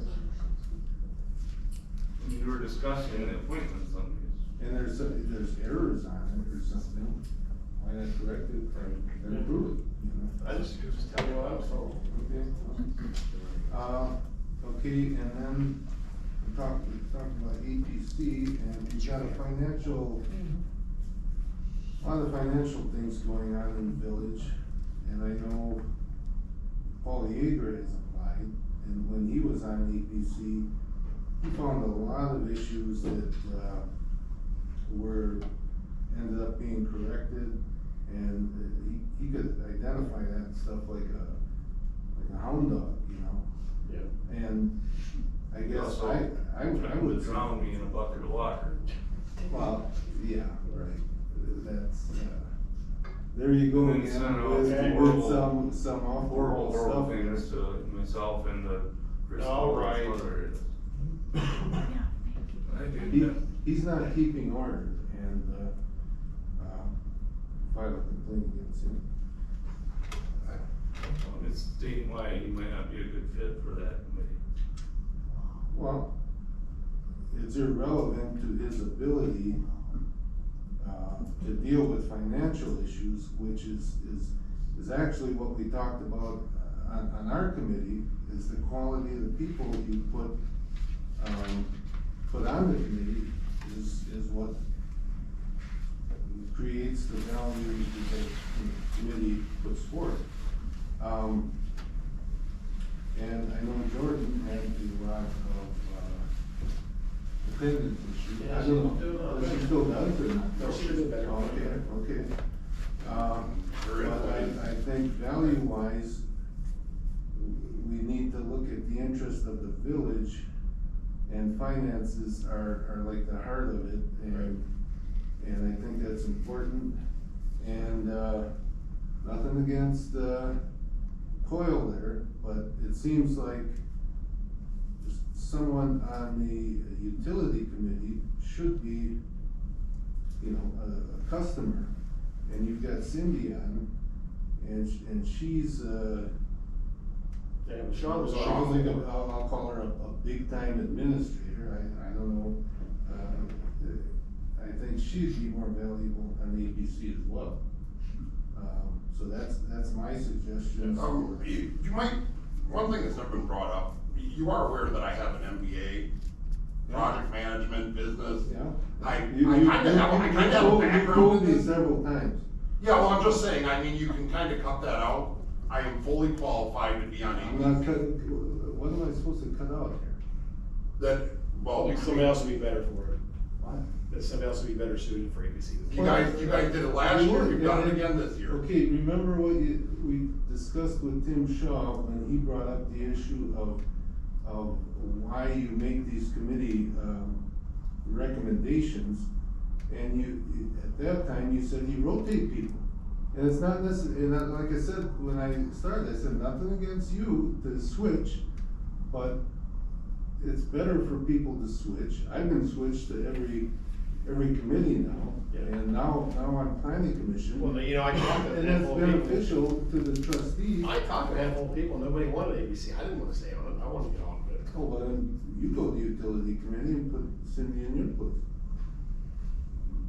I mean, if that's what you're comfortable with, but. I would go to APC as well. Well, I mean, I'm just suggesting. That's why I'm hoping that we get to- Without people getting, you know, upset and offended here, and. Although I do want. It just seems like what would So, work I best. wanna point out one thing about APC, cause it's now sounding like you're in favor of, you know, what that, you know, committee on committee structure was proposing, which was, one of the suggestions was splitting APC into finance and a personnel and policy committee. You know, the appointments to APC as it stands right now, the board decides to take that committee's recommendation, might not matter, right? Cause you'd be. Well, we Just the whole thing. can't, we can't assume Right. what's gonna happen, we're acting on what we have now. So I guess that, those would be my suggestions, and again, nothing necessarily against the people being moved or replaced, but we have to look at the best interest of the village and the decisions and the kind of input we get from different people. And when people are on for so long, I think it's a good idea to get some new blood in there. So. Duly noted. Maybe not make any changes? Well, those are what I have. No, I'm good. Agree with these, the only one I was suggesting is just that committee structure, cause we see we had some people like Sean's gone, and, so is Lynn, maybe delaying that specific one, pending what the board decides. Well, Final I recommendation. can tell you that APC's not looked at your committee structure yet. Okay. So APC's gonna need to look at it, and if they've got any issues or concerns, you're gonna have to meet as a committee to flesh out whatever the APC's concerns are. Well, where did that come from? I thought we made a recommendation. So here, I'll give you a good example. In your committee's commission structure, the UC is a commission and claims they can get to appoint their own people. Every other commission we have in the village is still appointed and approved by the board. Mm. So the UC can't be a standalone committee that gets to appoint their own people. Is that what you put in there? Is that what you settled on? That was one. Yes. Okay. Well, no, And I'm not sure if that's And I even don't- possible. and I'm not saying UC I necessarily confirms. agree with what UC you all confirms. done, but that's what the committee. Well, that's what The board appoints, the UC confirms. But the UC should. But the commission would have the ability to reject. Yes. We had several And conversations. see, I'm not sure that's even legal. Okay, but here's the point, they got recommendations, we bring it to the board, and at Board that makes time, if you changes. say, this is garbage, we don't want it, then we vote it down. It doesn't need to go through, get an APC's opinion or, utility committee's. Well, the example I just used, I'm not sure it's even a legal process. Well, So could if you- APC's not gonna recommend that to the attorney, then who will? The board when they review it. Well, the board can decide, I don't like the looks of that, we reject your recommendation. I mean, isn't that the process, a committee Yeah. recommends, and then the board decides, well, here's where you're wrong on this and that, and, But all I don't policies, like your procedures go to ideas, the APC. you know, or whatever they wanna say, that's at the board level. I mean, APC as a committee doesn't have like a right to exist, they exist at the board's pleasure, and if the board decides to break them up, it will, and if the board decides not to, they won't, that's just how it is. Yeah, but I thought that's how we created the ad hoc, was it would come back straight back to the board. But just have a special committee doesn't get to do anything, if you don't meet, you don't meet. There isn't any reason not to. Aren't we supposed to meet within a month of it being created? Correct? So basically, if we don't reappoint the committee, it's take it or leave it when it comes to the board. Right. So there's no sending it back then to the ad hoc. So that would be the only disadvantage. Right, so, right now, you leave it as is, because everything else will take effect May 1st. But we do have a board meeting, we do have a board meeting there at the beginning of May. So, we would know, yes or no, if there would have to be one at the end of May. Right. So, there, you would have your answer on whether or not we'd have a. Yeah, you don't have to- I'm fine with doing this, I'm just saying, we might need to appoint another person though, cause we have an even number. Well, you're only missing one Yeah. from the ABC committee. Next, okay, so do we kind of approve these changes one at a time, or as a batch? Did we have any changes? Yeah, well, okay, instead of Blaine Loveland for RDA, we use Guy Friedel. Instead of Jordan Waddle, we did, Paul Yeager. Move, So are we taking a board? Kelly, Each one of those, Utility or- Committee and Cindy to administrative policy. Is that how that works? 'Cause I always thought it was the president appoints, you say yes or no to the appointments. So if you're against The Blaine Loveland, you have to vote that down. The ordinance says with consultation from the board, and that's what we're doing here, right? We're consulting and discussing. The way I'm interpreting it is it's almost like when the president appoints a judge or Okay. whatever, then the Senate has to It's confirm it. in the ordinance. If you Yeah, follow the that's ordinance. what way I'm reading it. Or consulting, we're all consulting the choices, if you like Yeah. my choices, you make a motion to approve, if you don't, then you make a motion to amend. Right, but I thought that was kind of your, I mean, the way I'm reading it, right, in consultation with That's the what we're board. I mean, he can agree to that change, but, right, I don't think, the way I interpret it, right, it's not like the board can just put whoever on, right? Yeah, It's like the yeah. point, If they have applications in, we can, whoever applied, I mean, we can't tell them, well, we wanna put, Joe Blow on, and he never applied, we can't do that, but if they applied, they're fair game. and I'm not trying to be a pain here, but yeah, usually with the in consultation, it's, right, in theory, Chris could decide to not appoint somebody to a committee and leave an open spot. Right? Okay, The well, board can reject his appointments, but my interpretation isn't the board can appoint whoever. well, I guess, if we, for example, if we make an amendment to put Guy Friedel on instead of Lane Loveland, then Chris can say, I appoint Guy Friedel. Right? You can make the appointment. Well, if you have the You can support- change the appointment, right? If you had support of the majority of the board, That's right. certainly, but. Just like any amendment. And if you say no, then you don't, that's all. So that's, it's not different. So do you got? And I'm not counting that you're gonna support me, I'm just saying that's the process. Okay, but you're the only one here talking, so I don't know that there's any changes that need to be necessitated from what's already been presented.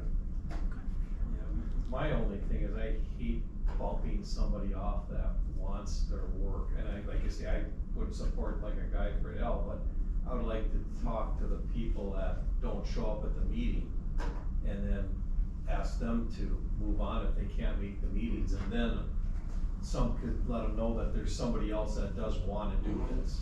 that's more of me, I just hate moving. Yeah, cause stuff. everybody on here's agreed to be. Yeah, cause like Lane Lovell, he's talked to me, he's like, I really like this, it's kind of a passion, Right. you know, he works for the county. So if we have people that aren't showing up, that we need somebody to fulfill Yeah. the remainder, then absolutely. And I would like, I mean, I have no problem with Guy, in fact, but I would like him, I mean, I'd like to basically look at the committee once we have them and say, right, if you're not showing up, you know, cause I know there's members on the RDA that just don't show up. Right. I mean, they might show up once Well, Terry's a good example. that's exactly what I was thinking about, he never shows up, so it's like, well, why are you even on here, there's people that wanna be on here, and then I'd support Guy moving into that position. I did just read the ordinance, by the way, just to clarify, it does clearly state the village president appoints members.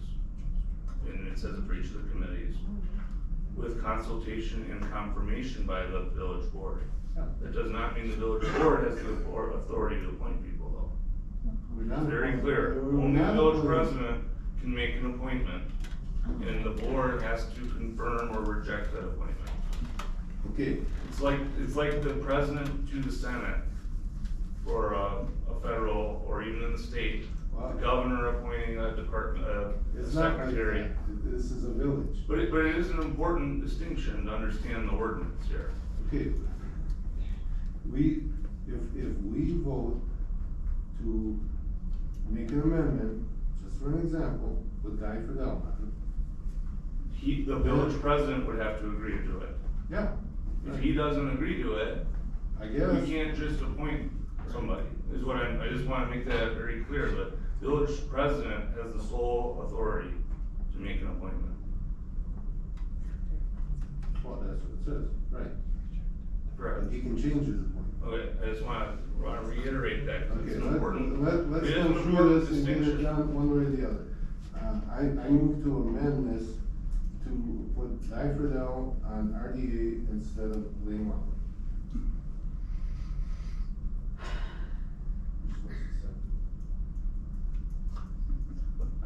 He almost seconded it.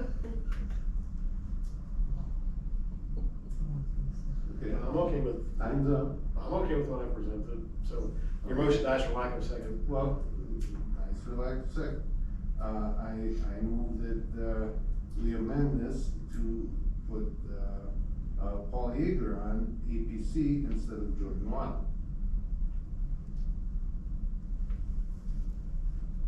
Okay, time's up. We can go ahead. I'm not putting him on there. Well, okay, see, again, you gotta look at the good of the village, that's what I'm. We have a very good group on APC right now.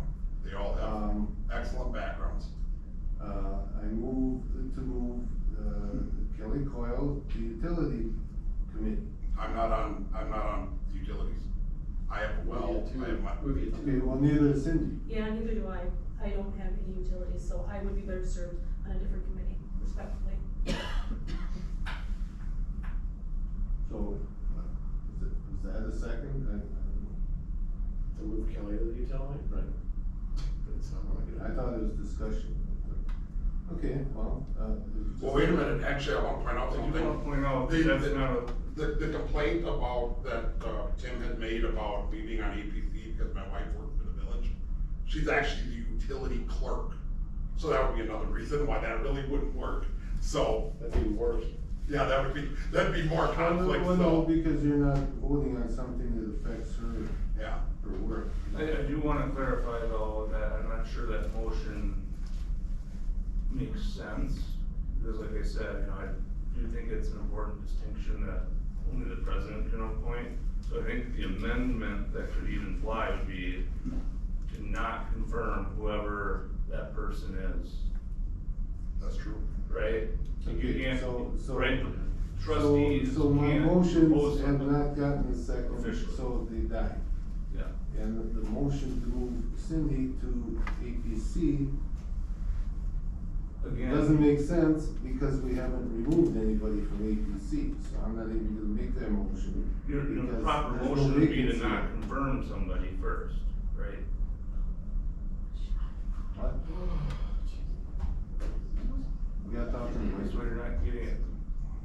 Trustees, according to the ordinances, don't appoint people. We're not appointing, Well, that's what I'm you moving propose. to To recommend. appoint somebody over somebody else. But even if we Okay, it recommend doesn't it, matter he has the because right it's- to. it's failing Only he anyway, can and- say who can go be an appointment for a position. Okay, I call the question. There isn't a motion. There's no motion. Well, somebody make a motion. Well, I move we, approve the, appointments in this list. As submitted. As submitted. Second. All right, Alex made a motion, Kelly made a second to approve resolution 2024-006 as presented. Any further discussion? Hearing none, Jen, call roll please. Chris Holt, Yes. Chris Iden, Yes. Ken Troneski, No. Kelly Coyle, Yeah. Alex Benedict, Yes. Aaron Mishka, Yes. Cindy Lee Buchakowski Kaufman. Motion carried 5-2. All right, so we have, the rest of the items under the consent agenda are the summer hour resolution, the resolution for disposal of the surplus properties, and the village board minutes from April 8th. I move we approve the remainder of the consent agenda as presented. Second. Okay, Ken made a motion, Chris made a second to approve the rest of the consent agenda as presented, which are items U, W, and X. Any further discussion? Hearing none, all in favor say aye. Aye. Sorry, it's a resolution, we're gonna do roll call. Chris Holt, Yes. Chris Iden. Yes. Ken Troneski. Yes. Kelly Coyle. Yes. Alex Benedict, Yes. Aaron Mishka, Yes. Cindy Lee Buchakowski Kaufman. Yes. We're voting to approve the remainder of the consent agenda. Right, because there was a resolution in the remainder, we had to do roll call. All right, item number 8, we have previous meeting minutes from the APC, questions or comments? Thank them for their minutes. Item number 9, consideration of motion to convene a closed session pursuant to Wisconsin 1951C for consideration of political conversation, performance violations, that of any public employee in relation to government financial jurisdiction or such responsibility with employee evaluation of the finance director. I make a motion, we move to closed session. Second. A motion by Kelly, second by Alex to convene a closed session. Great people.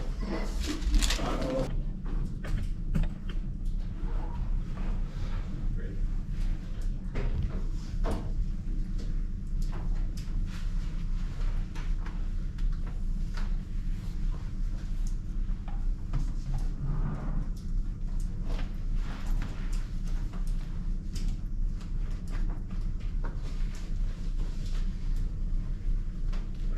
Okay, we had a motion by Kelly, a second by Chris to reconvene open session.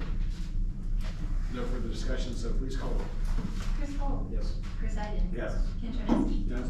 Kelly Coyle, Yes. Alex Benedict, This is to go in open session. Yes. Aaron Mishka, Yes. Cindy Lee Buchakowski Kaufman. Yes. All right, motion carried, we're in open session. All right, item, number 10, consideration of motion, did that one, item 11, discussion action, employee evaluation for the finance director.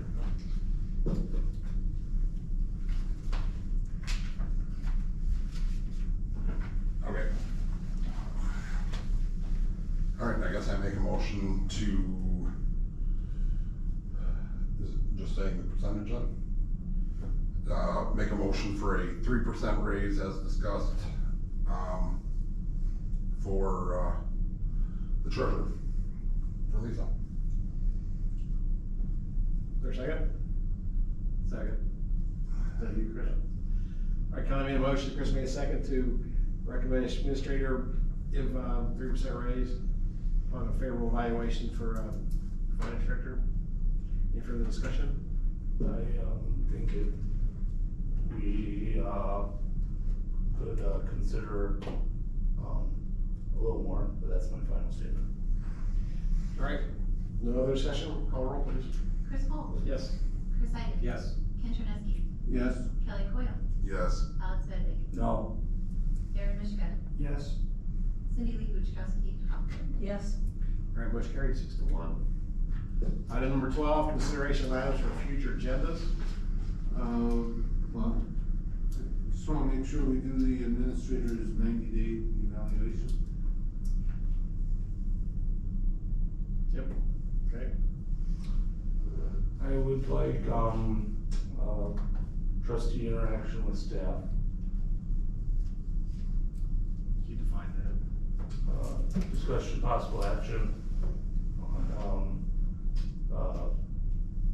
interactions from elected officials to staff. Okay. And you'll prepare something? Yes. Anything else? Do we wanna, without the new trustees and stuff, have a retreat at all, maybe to get together? I think, Bobby was working on some dates for some things. Of course, she's not here, so I think she told me she was gonna be working on some kind of a retreat or Okay, something like that, so. something, yeah, to kinda see what, how. I'll double check with her. Vision of Kronenwetter in the future, maybe to, all get together and see what, I don't know, we've done in the past, just to kinda. Yeah, that was what, 2 years ago we did that? Yeah, shoot some ideas around again, what the board thinks. Yeah. Does that all have to be an open session? It was before, I think. Yeah, I believe so. Just a discussion. Basically, just to really get some ideas out there, what we want the village, the vision, maybe looking forward, what's. Anything else? Remind you guys, this is, the next regular meeting is gonna be the first meeting in June. Sorry, second meeting in June, not the Memorial Day. Well, I'm off my month. No, I was gonna say, we will have our first meeting in May. That's right, we're off my month, sorry. Wow. Alright, anything else? Alright, item number 12. I move we adjourn. Second. Alright, Kevin, motion, next May second to adjourn, any further discussion, hearing none, all in favor say aye. Aye. All opposed, motion carried, we're adjourned. Thanks, everyone. Leonard, do you want these, emails back? Yeah. Nice job, Lisa.